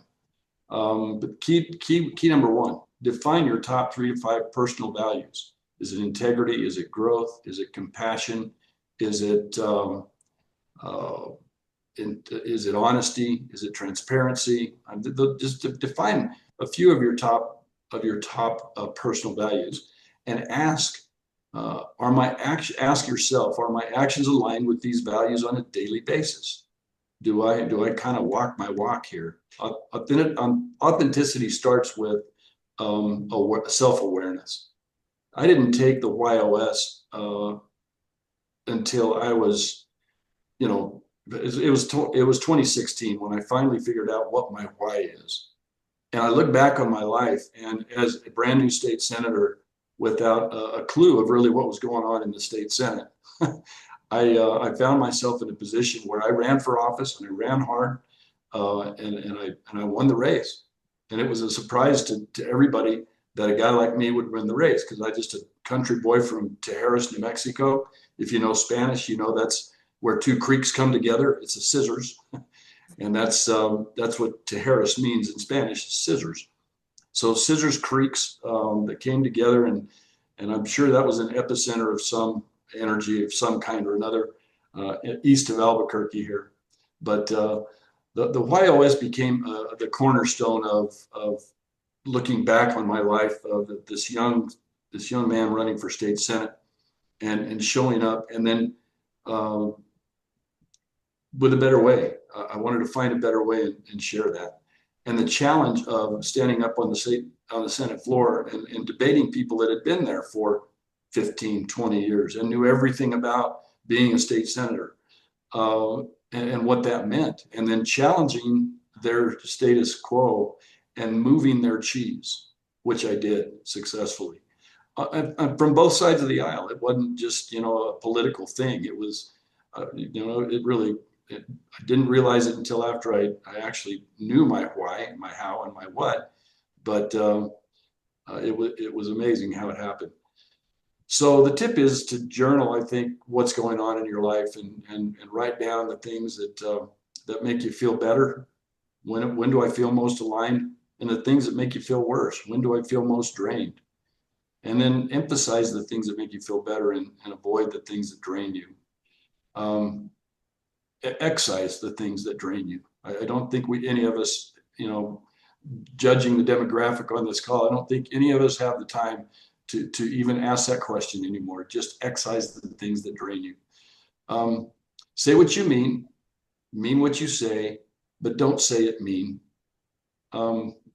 That's you've got to be transparent with people. You've got to say what you mean and mean what you say, and then follow up with if you, it's like raising a kid. If you're going to say, well, don't do that. If you keep doing that, you're not going to get that candy. If you keep doing that, I'm not taking you to get ice cream. If you keep doing it, but then you gotta, at some point, you gotta do that. You gotta do what you say. Say what you mean what you say. Don't sugarcoat or script things just to please others. I think we're all probably well past that point. Be honest and kind. Don't be brutally honest. Be honest and kind. There's ways to say things, and I slip up there frequently, even to this day. And admit when you don't know something or you mess up. There's the former CEO of Starbucks, Howard Schultz, has spoken openly about growing up in public housing, struggling with poverty, and how those experiences shaped his leadership abilities. used his personal story not to impress, but to explain why he built Starbucks with employee benefits, healthcare, equity in mind, those things that made a great workplace. And when you build a great workplace, you can expect people to want to stay there and to work hard to stay there. You build those things in, and not micromanaging. It was one of my key points. I just hate to be micromanaged, and so I had to assume that others hated that too, and that I let them go and with the training and the oversight, and then they can make mistakes, and we correct along the way with kindness and not brutality. Consistency is key. Number 3, consistency is key. Well, I've got 14 more slides. Consistency is key. Be the same person in every room. Ask yourself, ask somebody else that you trust. Do my actions reflect my values? Embrace vulnerability. That means if it's your turn to clean the toilets, clean the toilets. Sweep the floor. Do the things that other people need to do in their jobs to make it work. Let go of approval addiction. You've got to let go of being addicted to being liked. Authenticity means not pleasing everyone. Choose respected over being popular. Trade approval for self-respect. A reminder is, if being yourself costs you someone's approval, you really never had it to begin with. In the end, authenticity is a direct reflection of your self-confidence. The challenge is to choose one key that you will start applying this week. Write down your top 5 values tonight and ask a peer, do I show up consistently with who I say I am? And the key is, the world doesn't need a perfect version of you. It needs the real version of you. So start there. Thank you. Thank you, Kent. Very well done, Kent. And I tried to give you extra time, and I forgot to give you that last 30 seconds. I'm so glad we listened until the very end, because you had some. I can't wait. We're gonna get everybody's presentations and gather them. And when we do replays, if you guys can send me PDFs, there was so much good stuff in there, Kent. So thank you very much. Let me introduce our next speaker, Paul McCarthy. He is a seasoned leadership expert with 25 years of experience, having held multiple executive roles. Despite being fired from 4 positions for embodying and advocating for the very leadership qualities he was hired for, he still remains a vocal critic of the current leadership system. He believes that organizations need leaders who exhibit disruptive and rebellious qualities to navigate ongoing disruptions successfully. By recruiting, training leaders in these counterintuitive qualities, organizations can retain future leaders longer and foster growth in leadership and organizational cultures. Paul's approach involves an evidence-based, experiential, and experimental methodology, meeting organizations at various stages of their leadership journey: awareness, awakening, addressing issues, embracing new methods, and embodying effective leadership. Without further ado, let me introduce you to Paul McCarthy. Thank you. Can you see my slides? Everyone can see Yes, the sir. screen? Just the screen, nothing else, in case I have any slide notes or anything. How do I follow a state senator? I mean, that's quite cool. But Ken, really what you were talking about was the future of leadership, and you didn't even realize it. You were talking about fired leaders, because authenticity smacks to the right core of what fired leaders are. Hopefully I'm going to get to that, because you mentioned something around if someone gets fired because they didn't do their job properly. I'm going to start us out with my talk by saying I'm reframing globally the way that we look at leaders who we think are troublemakers and want to fire. So this talk may make people uncomfortable, and I'm okay with that, because anyone listening knows me. Anyone who's followed my work for the last 8 years knows what I'm doing.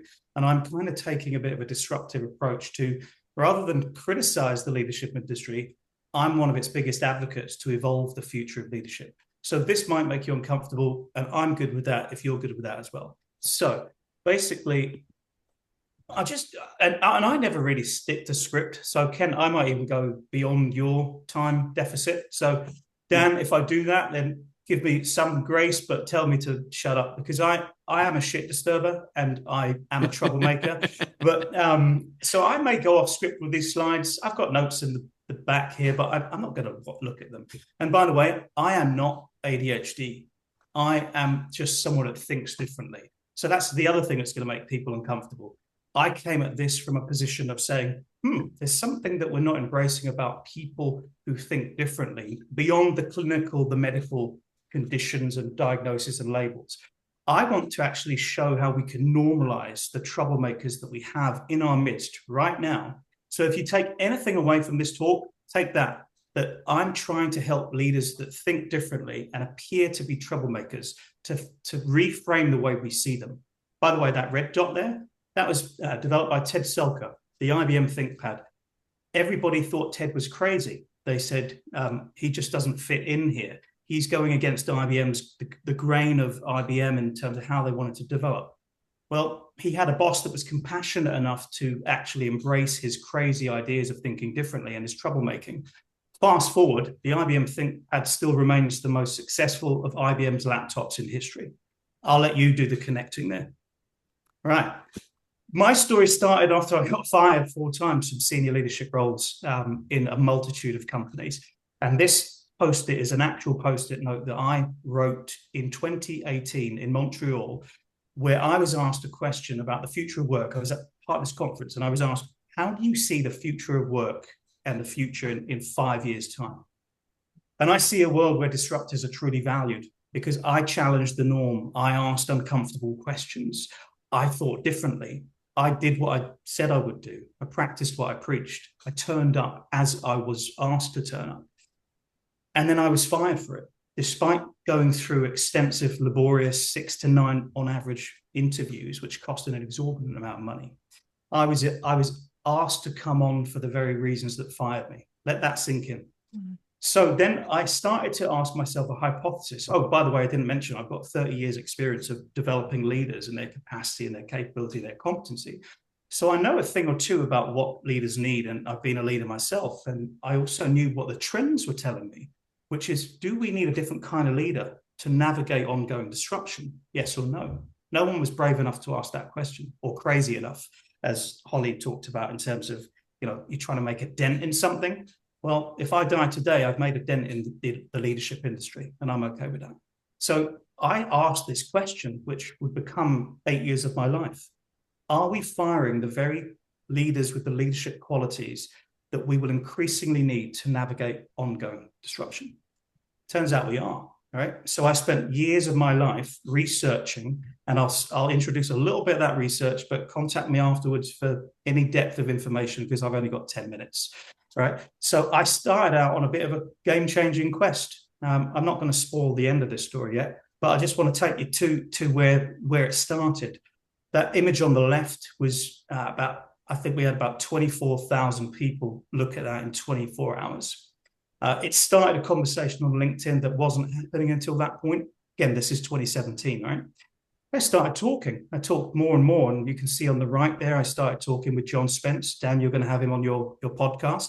He endorsed my book and said, "Fired leadership is the future of leadership." Whitney Johnson, the number one, the why not stick, love it. Whitney Johnson, the number one expert in disruption, advocates for my work as well.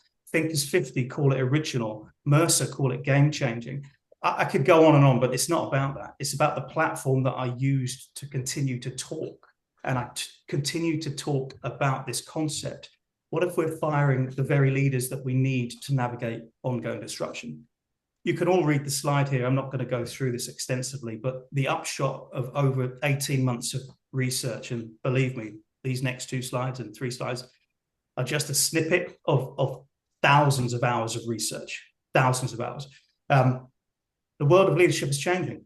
The way that leaders want to be identified and recruited tomorrow is not the same as they were recruited yesterday and today. So again, let that sink in. Look at the numbers there, 2 billion millennials globally. I'm not checking the chat box, so if anyone is looking at the chat and there's a question for me, please, Dan or Gigi, let me know if that's the case. Deloitte came up with some surveys that said if you basically open up the environment to diverse thinking, you keep your leaders longer. Okay. DDI, the world's largest leadership development think tank, which surveys 15,000 people every year, said that if you embrace diverse thinking capabilities, you keep those people longer. They're 6 times more productive. They're less likely to have burnout. And by the way, this is against the backdrop of that 12% figure, which is really startling to me, because 15,000 people surveyed in the leadership industry say right now that they have confidence in their bench strength. So that's just 12% confidence in their bench strength. So again, I know Rosie's coming after me, so maybe that's something you can riff off as well. I won't go through this all again. I've got all the research, all the background data, but suffice to say, Heidrick & Struggles, the number one, or close to the number one executive leadership headhunting firm in the world, back in 2018 said that a leader's ability to disrupt has the greatest effect on their potential. And again, let that absorb. And then Harvard Business Review started to talk about, and research by Alison Reynolds and David Lewis, basically introducing this idea of embracing leaders who think differently, who go against the groupthink, and they think more diversely. It has an impact on the bottom line. So basically, embracing people who think differently and not just demonstrate ROI and put money on into your market share. It keeps people longer, it avoids burnout, and it gets leaders being much more productive. And these are some of the companies I've researched and talked to, a few of them along the way, and they also feature in my book in terms of the leaders that are thinking differently and how they've been embraced into the culture. Square Root there is an example I always like to talk about, because they mandate, and again, I said I'm intentional with my words, they mandate that they expect leaders to be troublemakers because they see a correlation between troublemaking and growth of the organization. And again, there's so many different examples here where I could embrace that as well, but suffice to say, cognitive diversity is what they are employing for. So again, I'm using that as the next slide, because there's some sad news here. Despite everything I've just showed, cognitive diversity, which is basically a bias against people who think differently, is the world's number one growing diversity. It's the fastest growing diversity in the HR industry. Nobody, and I mean nobody, likes to talk about it. That's why I said this might make you uncomfortable. I do talk about it, and I've talked about it, and so far about 6 million people are in one shape, way, or form hearing my message. But I thought there's no real way, and hopefully Daniel will give me some time to just go through the meat of fired leadership here, just to kind of scratch the surface of it, because I wanted to give you a bit of a backstory before I got to fired leadership.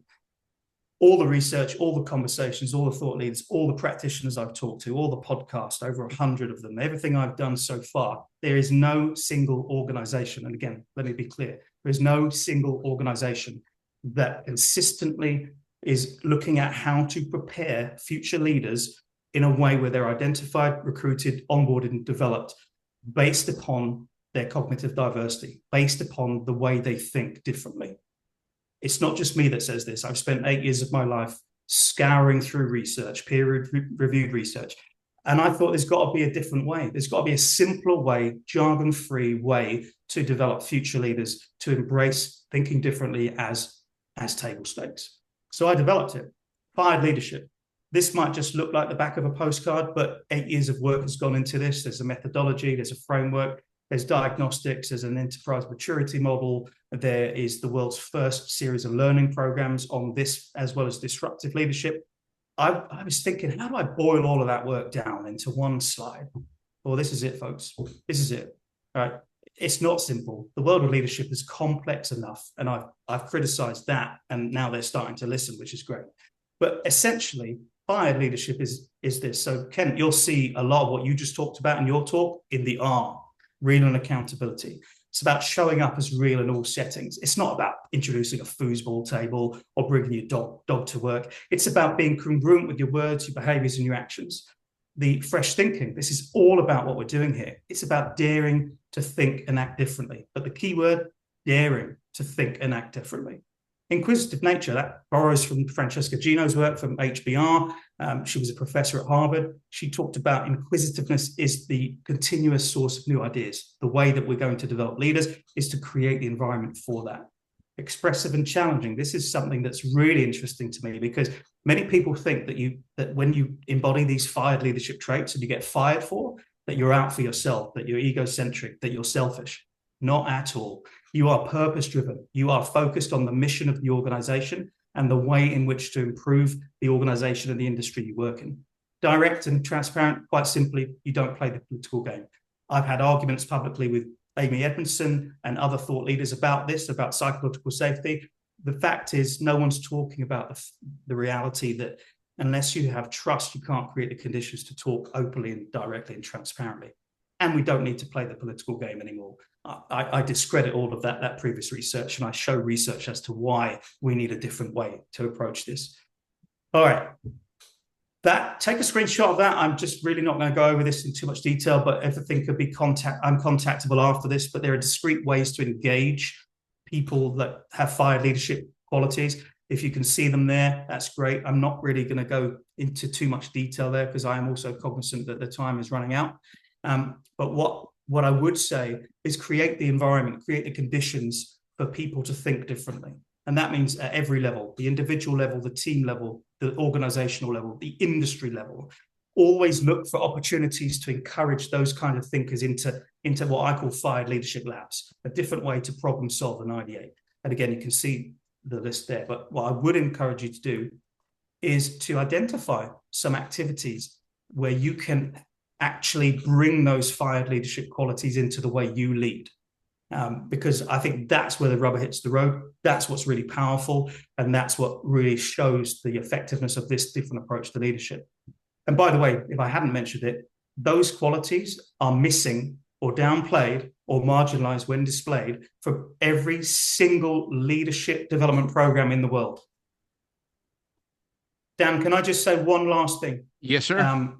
I'm going to encourage people to essentially look for the hidden gems in their leaders by these 5 qualities. But I also want to leave a sobering statistic. Every year, the world measures every country's level of innovation. And the countries that grow from a GDP perspective rely on innovation, ongoing innovation. It's unequivocally been shown that in order to increase your innovation levels and your GDP at each country level, you must, I repeat, you must be embracing leaders who think differently and disruptively. Identify, cultivate, and embrace them. Otherwise, at a country level, you will not continue to prosper. That's it from me. You can find me on all these different channels. My work's obviously been incorporated into a lot of mainstream media now, and so many people have endorsed it, and I'm very, very humbled. Thank you so much. Thank you for being a part of this, Paul. Gigi, you've got the next introduction. I just want to make a comment on the time. We have 2 presenters left and 21 minutes. They each will have their 10 minutes. You and I will cut our remarks short at the end, Gigi, because I want to hear from our speakers. Kent, you are sharing your screen. If you can stop sharing, that would be great. We're not looking at it, but that's okay, because we were looking at Paul Max, but I just want to make sure you knew we didn't want to see your emails, and I didn't want to know what you were telling me in that text that you were sending. So, Gigi, take it away. Yes.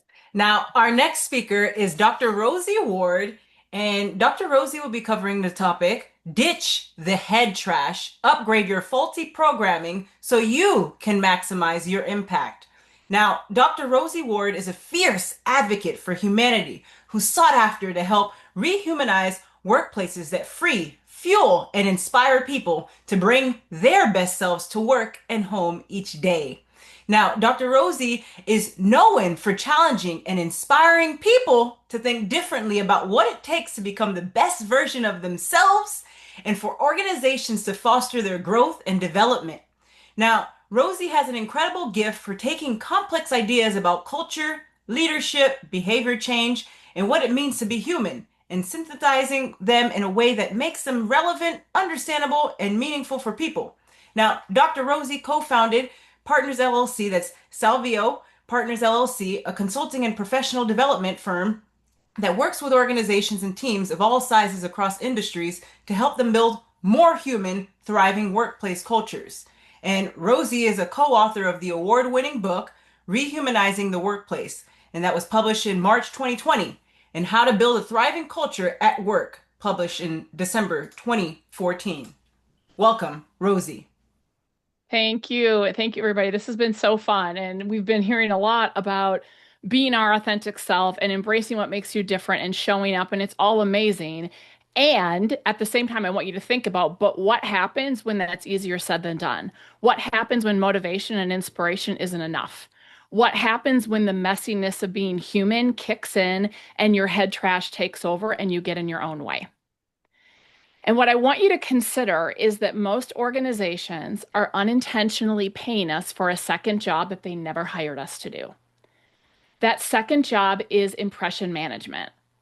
We spend an enormous amount of energy trying to look good and avoid looking bad in the eyes of other people. And the root of that impression management started a long time ago in the first 10 or so years of our lives. I grew up as the youngest of 5 girls in a very overachieving family, and I was determined to carve out my own identity beyond the hand-me-downs. I felt so different from my sisters that I swore I had to be adopted. I knew there was no way I belonged in this family because my sisters were into science and playing musical instruments and watching reruns of TV shows like Get Smart and Star Trek. And all I wanted to do was sing and dance, and I would walk around and talk into my thumb like I had a microphone in my hand. And I would watch Facts of Life and Fame. Plus, my favorite color is sparkle. And yes, I assure you that is a color. So I knew there was no way that I belonged in this family. And if you have siblings, you will appreciate this, that one of my older sisters happily fed into this theory. And one day when I was about 5 or 6 years old, she told me that I really was adopted and that my next door neighbors were actually my birth parents. It made complete sense to me because they had dark hair and dark eyes and kind of looked like me. And in my 5-year-old brain, I was like, yeah, that makes total sense. So that night after dinner, I packed up my things in a Tinker Toys tub and I had my pillow and my blanket. And I told my sister I was running away to go live with my real parents. Now, I only got about 2/3 of the way down the driveway when I'm guessing she must have had an oh crap moment because she came charging out the front door to get me. But rather than say she was kidding, she said something like, Rosie, what are you doing? They gave you up, remember? They don't want you. You might as well come back inside. And so I think this is where my impression management journey began because I was seeking somewhere where it was okay to be me and to let my sparkle shine and be unique. But at the same time, I wanted to belong. And so I convinced myself that being me was not okay and that I had to be more like my sisters, that my love and acceptance and belonging in my own family was conditional. And so I pushed myself to get really good grades and work hard and try to be the best at everything. And the thing is that this served me well to a point. I got good grades, I got multiple degrees, certifications, launched a successful business, and more. But here's the thing, is that when that, let's say, 10-year-old version of me gets insecure and feels like I don't belong and I have to prove my worth and value, I get into hyper-productive, hyper-independent, pain in the ass, get shit done mode. I take on way more than I can handle, and then I don't want to let people down, and so it's this vicious cycle. And in more than one occasion, this has led me to illness or injury. And at one point, it almost eroded my marriage. Because while I was running around trying to get the approval and accolades of people who don't really matter, my poor husband was getting the crappy leftover version of me. And I share all this with you because I know that my story, while the details might be different, it's not that unique. We all have these self-limiting stories that started early in our life that hijack ourselves. And whether we realize it or want to admit it, that, say, 10-year-old version of ourselves is in the driver's seat today way more than we think. And that's why we're here. And I can tell you from working with thousands of leaders and hundreds of teams across industries that I see some sort of version of this show up with nearly everyone. This is a shared human experience. And so let's unpack this. So what happens is we need to think about, first of all, what gets in your way? What prevents you from being fully authentic in all areas of your life? And what I want to suggest to you, if you're like most humans, that is what is at the root of impression management. Because in those first 10 or so years of our lives, our brains are downloading programming from our lived experiences and observing our surroundings. And that programming tells us the rules of the road. When to speak up, when to be quiet, what is right, what is wrong, when we're going to be accepted, when we're going to be rejected. This programming serves a critical function. It helps us feel safe, survive, feel in control, find acceptance, find love, find belonging. Essentially, our brains are hardwired to maximize reward and minimize threats. Here's the thing, though, is that research has found that we are on autopilot about 95% of the time based on this programming.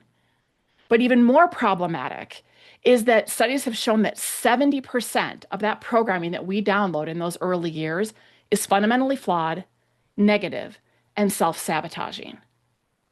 Think about that for a moment. We are running around on autopilot, operating on a system that is predominantly head trash. And we wonder why we have some of the challenges that we do.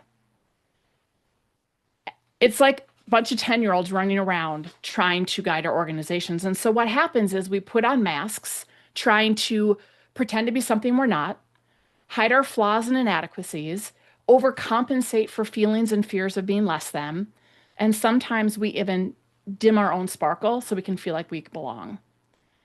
And not only is this a waste of time, but it's exhausting. And now you put a bunch of us together on a team, in a workplace, in a community, and you wonder why we have some of the challenges that we do. Like I said, it's a bunch of 10-year-olds running around. And I don't know about you, but I wouldn't let a 10-year-old make decisions for our business or drive my car, but it's happening all the time. And what I will tell you is that we took a 5-year chunk of leader data after seeing all these patterns and decided to look at where are leaders getting in their own way, where do they want to grow, and what is getting in their way. And I can't go into it today, but I can give you highlight is we identify what we call 7 faulty programs. These are core self-limiting mindsets and beliefs that are quietly working against us, even when we're highly motivated and inspired to do so. Motivation isn't enough when we have underlying programs working against us. And most of us are running more than one of these. And everything tells us we have to be perfect or we have to do it ourselves or people won't like us. And so we're not showing up authentically. And we put this in a white paper that if you download this QR code or scan this QR code, you can dig into it more. You can get the white paper. You can learn about your specific faulty programs, how to upgrade them, more about our research. And my next book, Future Proofing Leadership, will be coming out later this year. But I don't want to leave you with, oh, that's nice. What do I do about this? Well, to move beyond our head trash, we have to know what programs are working against us. We have to name them. We have to own them. And then we have to start the upgrade process. And that's what the white paper will help you start to do and the book that comes out later this year. But in the meantime, here's what you can do today. We need to realize that we make sense of our experiences by creating stories. And in the absence of data, our brains fill it in with stories. And usually that stories magnify our fears, our head trash, and are rooted in that faulty programming. And so we have to recognize that the stories are doing an important job. They're trying to protect us, but typically it comes at a cost. And so knowing this, we can ask ourselves a really important question day in and day out. We need to own that we're telling ourselves a story. It's not fact. And just because we have a thought does not mean it's true. We are adding in meaning to interpret what's happening. So we can ask ourselves this: is this story actually true today? And is it serving me well? Or is it preventing me from growing and having the impact I desire? Because I will tell you that when our faulty programming hijacks us, we are not showing up as adults. We are showing up as that insecure 10-year-old version of ourselves. And so I invite you to think about what your 10-year-old self needs to hear right now. Maybe you're like me. Besides, you'll regret those bangs and get a new haircut. Maybe your 10-year-old self needs to hear what mine did and still does today. You don't have to be perfect. You are enough, and you matter. And then think about what your colleagues' 10-year-old self needs to hear, because chances are that's who's showing up right now in this disruptive environment. That version of ourselves is getting triggered left and right these days. And let's start caring for and treating one another in a way that helps us heal and connect and thrive and be future ready and move beyond that head trash and our childhood insecurities that are really just a product of being human, being messy, and that flawed, faulty programming. And when we do that, we can let our courageous, adult, dare I say, kick-ass version of ourselves show up instead and usher us into a new and brighter future. And so think about this. For all of you who've been told you're too much, you're different, whatever it might be, who thought you had to be someone other than you are, just remember that the greatest act of courage is to own all of who you are, without apology, without excuses, without masks to cover the truth of who you are. We've already heard this today, but we can be enough just as we are and be working to become a better version of ourselves at the same time. It's not an either or, it is a both and. And so remember, when that faulty programming, when that head trash kicks in, name it. You're not 10 years old anymore. And be unapologetically you, or as I like to say, never ever let anyone dull your sparkle. Yes, yes, and yes. You know, there's a reason we put these two at the end. Rosie, thank you so much. And now we're going to come up to our cleanup hitter. You know, you're in a fearless group when you get to go last. And he said, "I got this, Dan." What if your greatest leadership strength is that you're wired differently? Manny Pinheiro is a proud veteran, a servant leader, and the founder of Making Time Count. As an executive coach and speaker, Manny empowers leaders to embrace neurodivergence and harness the power of intentional time. His work transforms teams, uplifts individuals, and helps us all lead with more purpose. I want you to get ready to rethink leadership and discover how time, when used with intention, becomes your greatest asset. Manny, take it away.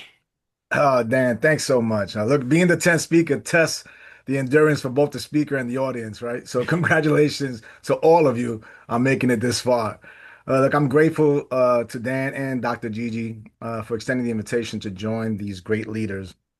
You know, it's funny, as time is of the essence, I will share that let's just begin, right? So time is something we all share, but how we experience it, especially for neurodivergent people, can be radically different. Today, I want to talk about what it means to own your time. I mean, as a neurodivergent person and how to stop basically letting time rule you. We'll look at intentionality, self-awareness, and redefining productivity on your terms. I had slides, but you know what? I'm just going to wing it because this is important. So neurodivergence, for those in the audience that are just coming on, refers to natural variations in the human brain, including those topics that were discussed today by my amazing colleagues. Of course, some examples that they had were ADHD, autism, dyslexia, OCD. There's a lot going on here, but they aren't deficits. They're different ways of processing, thinking, and engaging with the world. Time perception is often one of those big differences. Some of us experience time as too fast, too slow, or just abstract. Let me explain how time can rule us if we're not careful. Starting with external structures, right? 9 to 5 schedules, rigid routines, the on-time expectations. These are often not designed for neurodivergent brains. See, we internalize pressure, and many of us have been told we're lazy, disorganized, late, unproductive, and over time, we start actually believing that. And this adds to that shame loop, right? You miss a deadline, you start to feel a little shame about it. Eventually, it'll start burning you out. And like your favorite shampoo, we rinse and we will repeat. This isn't about a lack of effort, folks. It's about a mismatch between expectations and how we naturally operate.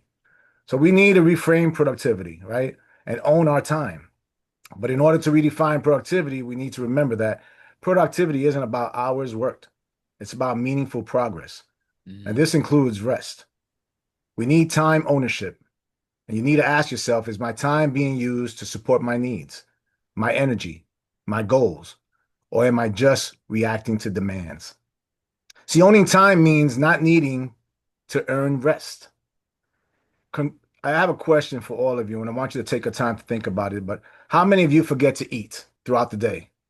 I mean, really think about it. If you have to use the restroom, you find time, right? So what I ask is that you have to learn to build your day around you without squeezing yourself into someone else's calendar. More importantly, replacing your guilt with awareness. Now, how do I do that? It's called intentional living. It's choosing where your attention goes. It's saying not to what doesn't align and yes to what does, even if it seems unconventional. For neurodivergent minds, that can look like working in bursts, not blocks, using hyperfocus intentionally, not randomly, and creating systems that feel good, not just work. Literally tracking your energy throughout the day. Now, I have a key question for you to also think about. What do I need right now to feel supported and not just functional? How can how can I do this in a way that works for my brain? See, this is all essence of foundation to intentional living. These are some strategies that support intentional time ownership, and I want to share them with you. Time blocking with some flexibility. Energy audits, noticing what drains and what restores you. Using visual timers, and I love that, Dan, you're doing that. Just as a reminder, planning recovery time before burnout hits, and saying, I need space, and not that I'm falling behind. See, it requires you to be more intentional with your time because the default systems don't work for you. So just build your own.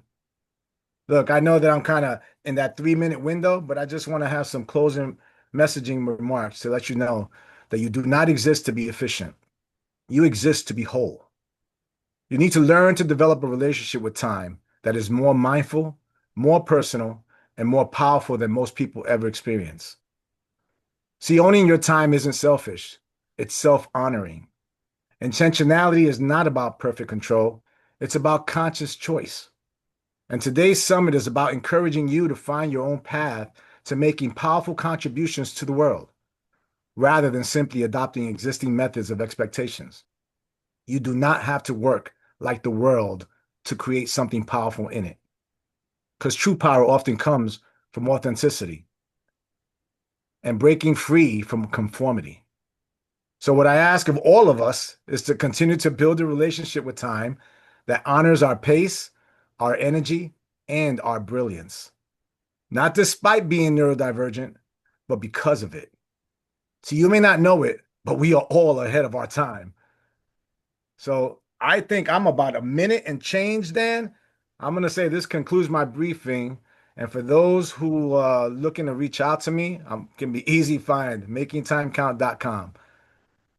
Let's just keep making time count. Thank you, Manny. Dan, you're muted.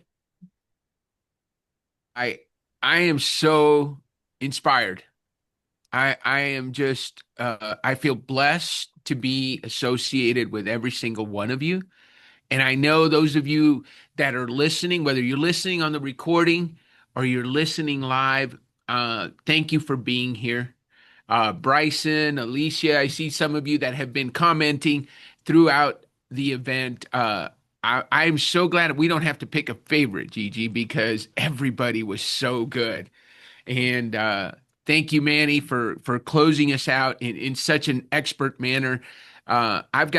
This is one that I'm so glad we recorded it, Dr. Gigi, because I'm going to listen to it. I got to take some notes. We're going to create some follow-up materials for our speakers. If you have handouts or PDFs that you want to make sure we include when we put out the recording, please send them to us, either Gigi or myself, probably me or Nikki at whynotleadership.com, so we can make sure it gets to everybody that's going to be listening to this. I had no idea what this was going to be like when we came up with the idea, right, Dr. Holly? We were sitting around and I said, what if, and Paul was involved, and I think it was a book collaboration that Holly had, and then of course that led to this. We of course diverged, but what a great collection of minds, thoughts, and leadership. I don't know what to say except that I'm so glad that I think about 2 months ago, I was like, man, do I do this or not? Because I've got to dedicate the time to it and get the invitations and set up the Zoom. Wow. I'm so glad that something kicked in and I was intentional. I looked at the roster and I said, we can't not do this. I think this is a beginning of a movement, and I invite you to be part of the next step. As I said, I will be reaching out to all of us. You guys are all on my mailing list, and so I'm going to send out an invite for us to do an after action review so we can take what's best and repeat it, and take what needs a little bit of polish or improvement and make it even better. And I know we'll have no shortage of ideas with this group. So thank you. Thank you so much. Gigi, I'm going to let you say a few remarks. Gigi is the one person in this room that doesn't have the Y of challenge in her YOS. So she had the incredible job of working with us and all our zigs and zags, and she kept it together for us. So thank you so much, Gigi, for your organization. You're welcome, and thank you for having me, and thank you for bringing awareness to the fact that I spoke from the motivational standpoint. So thank you so much, Dan. I appreciate you. And Holly, thank you so much for being brave. You are a brave soul and coming forward and talking about this particular subject as far as neurodivergent goes. Thank you so much. And again, thank you, Dan. And thank you to all of our amazing speakers today. You all are absolutely phenomenal. Thank you to our sponsors. And thank you for those of you who attended, as well as those who will be listening in. And again, remember, regardless, if you are neurodivergent, you can lead. And I'll say it again. Regardless if you're neurodivergent, you can lead. And I'll say it again. Regardless if you're neurodivergent, you can lead, because I believe in you. That's how much I believe in you. And now, Holly, you mentioned something here in the chat here. You said go big or go home, right? That is absolutely correct. Yes. Yes, I second that. That was for Dan, because what we were going to do, I don't know, a podcast, and then it became, I don't know, a small book, and then it became this. So why not, right? Why not, indeed? Yes. Anybody have any close? We're here. There is no doubt we'll be able to condense this into 2 hours for the replay. So, but if anybody has any closing comments, I'd love to hear your biggest takeaway as we go around the room. I had a lot of them, but one of my favorites, and Raymond, I'm going to steal this from you since I have the bully pulpit, was Kent's. What is it? You got to say it nice, right? Say what you mean what you say, but don't say it mean. I love that. Say what you mean what you say, but don't say it mean. Just remembering that people are people, and we need to take care of them. So that's my big takeaway. Kent, what's your biggest takeaway? I tell you, I got to go with some of the things that Rosie brought up and the way she articulated all of that. What an amazing presentation, and from everybody. It's the whole morning's been wonderful. So, and I want to thank Alicia and Katie both for jumping on and hanging in there with us. I know that they just got to know each other briefly. But Katie's actually my daughter, and runs a company of her own, and experiences a lot of challenges in that space that she's in. So Alicia is a vice president at a large bank here in Albuquerque. And a very accomplished individual. So very, very proud that we had both of them on as well. Yeah. How about you, Dr. Holly? I would have to say it's the Gestalt. There isn't one. I think as a collective, we've put all the pieces together. I feel like I don't really have much of a complete talk, but everybody else filled in the holes. And when you put it all together, it's more than the sum of its parts. That's all I know. Fabulous. Paul Mack, I wish we could have given you way more time. You were just on such a roll, but thank you for condensing and just sharing your brilliance and making us all want to go to your website and learn more, because, at the end of the day, we can't have a 10-day summit to get everybody permission to talk forever, but it was amazing. Thank you so much. What's your biggest takeaway, Paul? Well, thank you. Normally that type of talk I would give between like 90 minutes and 2 hours generally in workshops as well. So it was a real struggle for me to just boil down a lot of years of research. But, everybody who knows me on this call, and Kathy particularly, that I started this whole thing 8 years ago on a quest to normalize how we think about people that think differently. And so we marginalize, and we, at every level, systemically, industry, team, individual, we've marginalized people that think differently because they highlight something to us in the world of leadership that isn't working.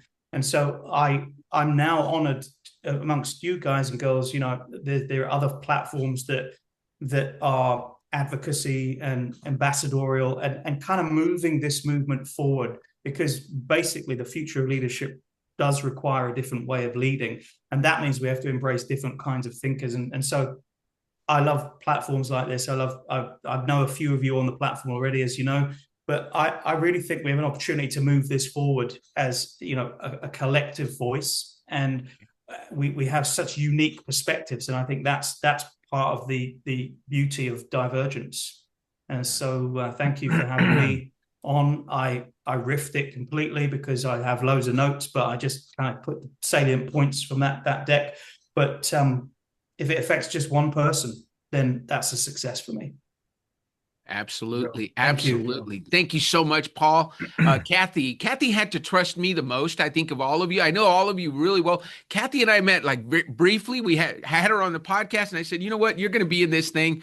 And she's like, okay, and did, and showed up. So thank you so much, Kathy. What's your biggest takeaway? Oh my gosh. I have a lot of notes here. I feel like I'm gonna visit all of your websites. We're connected a lot on LinkedIn, but Rosie, you struck a chord with me. And impression management was like, oh, and I kept thinking of, and I'm an only child, so talk about having to get approval and be the right way and act a certain way and all that. So from a personal point of view, Rosie gets my vote, but I learned something from every single one of you. Yeah.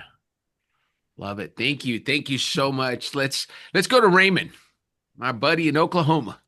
Hey, look, so what a pleasure it was to be here. My gosh, a lot of favorite faces out there, and I'm just going to call everybody's name. So that's you. What I really dug was the different perspective, though, with the same level of intention. We truly, care to help people, whether it be leaders or whether it be, buddies and friends. There's people who are seeking to be better. That sincerity, authenticity was humongous to me. Rosie is my people, my 100%.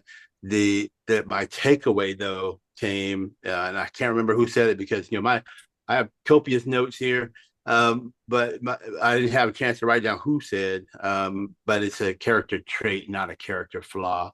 And oh, how I wish I would have heard that when I was a younger man. At one point in my life, I learned 10 two-letter words. If it is to be, it is up to me. And if I would have known, and now when I stand, with that just inked on my chest, if it is to be, it is up to me, cake flying behind me. The thing is, I carried that with shame for so long. So, oh, how I wish I would have had that phrase back then, but I got it now, by the way, and I'll be giving it to others to empower and strengthen them. Again, honored to be here. Thank you so much, Raymond. I'm going to give a nod here. Mar came on camera, and she's my espresso coach. So she's part of David's organization. And Mar, I'm going to let you say, what's your biggest takeaway? I appreciate you being on, supporting me, and being a part of this group. No, thank you so much. What an honor to see that what we do, with all the mindset work, with all the accountability and seeing it come to life and bigger than the plan is. And my biggest takeaway was with something that Manny said of just, allowing ourselves to find different systems. So there's many productivity books out there that don't talk about the neurodivergent mind, right? So books like Eat the Frog by Brian Tracy will be great, but tends to be that for us neurodivergents, starting with eating the frog can lead to a whole day of paralysis. And so it really left a beautiful kind of spaciousness when Manny was saying, change the system, make it work for you. I believe he said, make it work for your pace, for your energy level. And that kind of idea of tracking our energy and knowing that we're acting in accordance to it and are getting the tools that we need to be supported. So I always try to find like these productivity books and find like little phrases to make them ADHD friendly, because that's what I work with most with clients. And so when Manny said this, I remembered the very famous quote from Atomic Habits, which many of you here probably have heard it. And it says, We don't rise to the level of our goals. We fall to the level of our systems.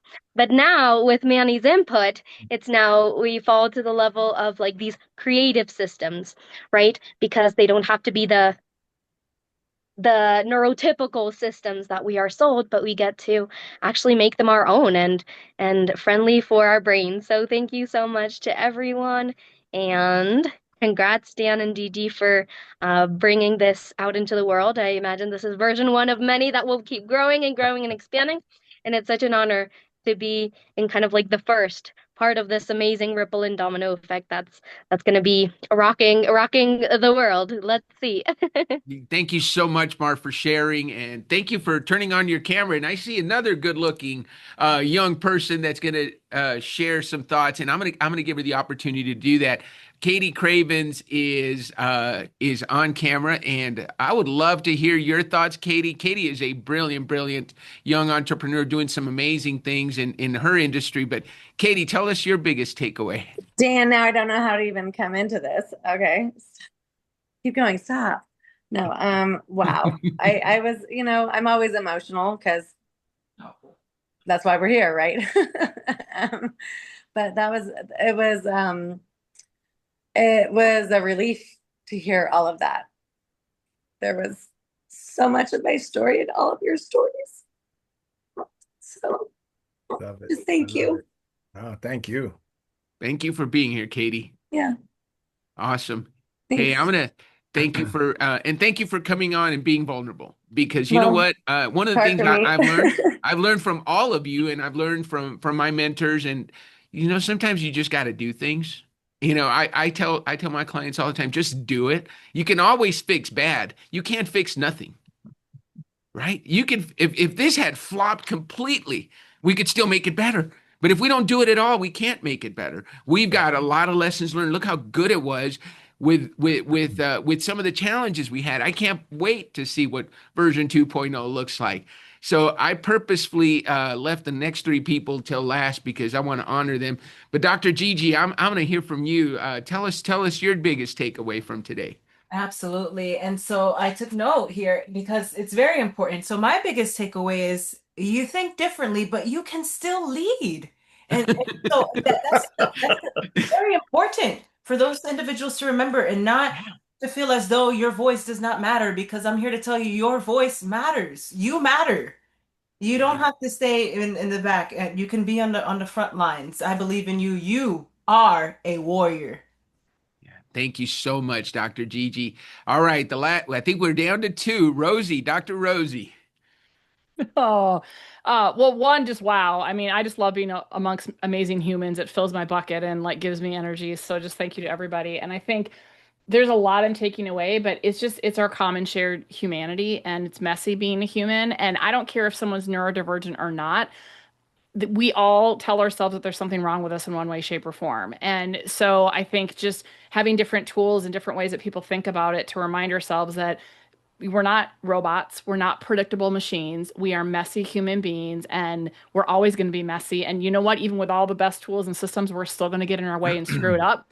So guess what? And so I just, I have a lot of little notes taken down. Great to see familiar faces. And it's cool. I think we need more humanness in the world. We need to normalize it. We need to, Paul, with your work of, very aligned with mine in future proofing. And as we just wrapped up our manuscript, all of the data is saying that the future of leadership is human-centric skills, that we need to see people and foster a sense of mattering and significance. Doesn't matter what you look like, doesn't matter how your brain works, they're human skills. So in the world of AI, nothing can replace that. And so I'm just super grateful for what everybody here is doing, because it's part of the future. Amen to that. And I'm purposefully letting Manny get the last word because he was brave enough to go last. So I'm going to let him have the last word, and then we'll close out here. Thank you, Dan. Thank you so much. And Dr. Gigi, I tell you, I appreciate just the invitation to be part of this cohort. Look, I think Rosie touched on it. This is really all about humanity. I listened to Paul mention that he doesn't have ADHD. But I love that he believes this is really about people who just think differently. And I spent a good portion of my life's journey as someone who's been outside the box. just trying to, just being determined to do my best to create lateral thinkers, people who may accomplish the goal, but just didn't do it in the sequence and checklist that it was asked to do it in. And I think for all of us, it speaks volumes to just being connected in this fashion. Because I think through synergy, we've actually created more opportunities to either get engaged with each other in different optics, but more so just to remember that this is for me it's just personal because I time is not just a brand. For me, making time count is life, and I try to make sure that I absorb as much as possible from everyone that I surround myself with. Mar, thank you so much for just highlighting some of the things that I was able to talk. And I apologize. I'm hoping that when Dan sends out the messaging on the PowerPoints, I have to actually go through that pretty quickly just to meet the timeline that we had because I'm committed to it, right? And if time is my life, then I'm sticking to it. There's no callbacks on that one. But I do want to say thank you to everyone for just participating, and I look forward to hopefully remaining engaged in every capacity. But I'm fortunate, and I want to thank you all for making my time count. I'm going to share something with you all real quick. I shared it with some of you, and if you're on my friend list, you probably got it in your email. But this is something I wanted to kind of close with, and I hope you guys can hear it.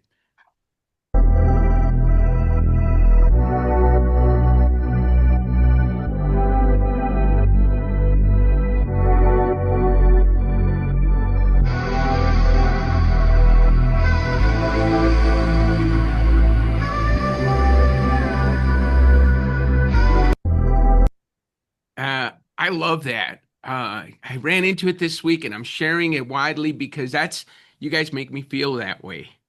And we do that for each other. That's the kind of people you want in your life that cheer you on, that celebrate when you win, and that let you have a win even when they're the ones that helped you get the win, right? Yeah. It wasn't that they don't even let you know, hey, by the way, I kind of helped you get that. They just cheer you on and keep you up. Those are the people we want in our circle. And when we surround ourselves with those kind of people, life is just better. Time counts in a different way when you're surrounded by the right people. So, wanted to share that with you and leave with that. Katie almost made me cry, and now this video almost made me cry. But just shows it's just a great picture. Let's continue to support each other. Let's continue to support those around us that need it. And let's We continue. need it. We need it. So thank you guys. Yes. Thank you so much, Katie. Guys, that's all the time we have. I know Gigi and I have a lot of work to do to get this recording popped out. I know my team is like, Dan, we need the recording because we got a post to do tomorrow and they want that section of it. So we're going to get to work.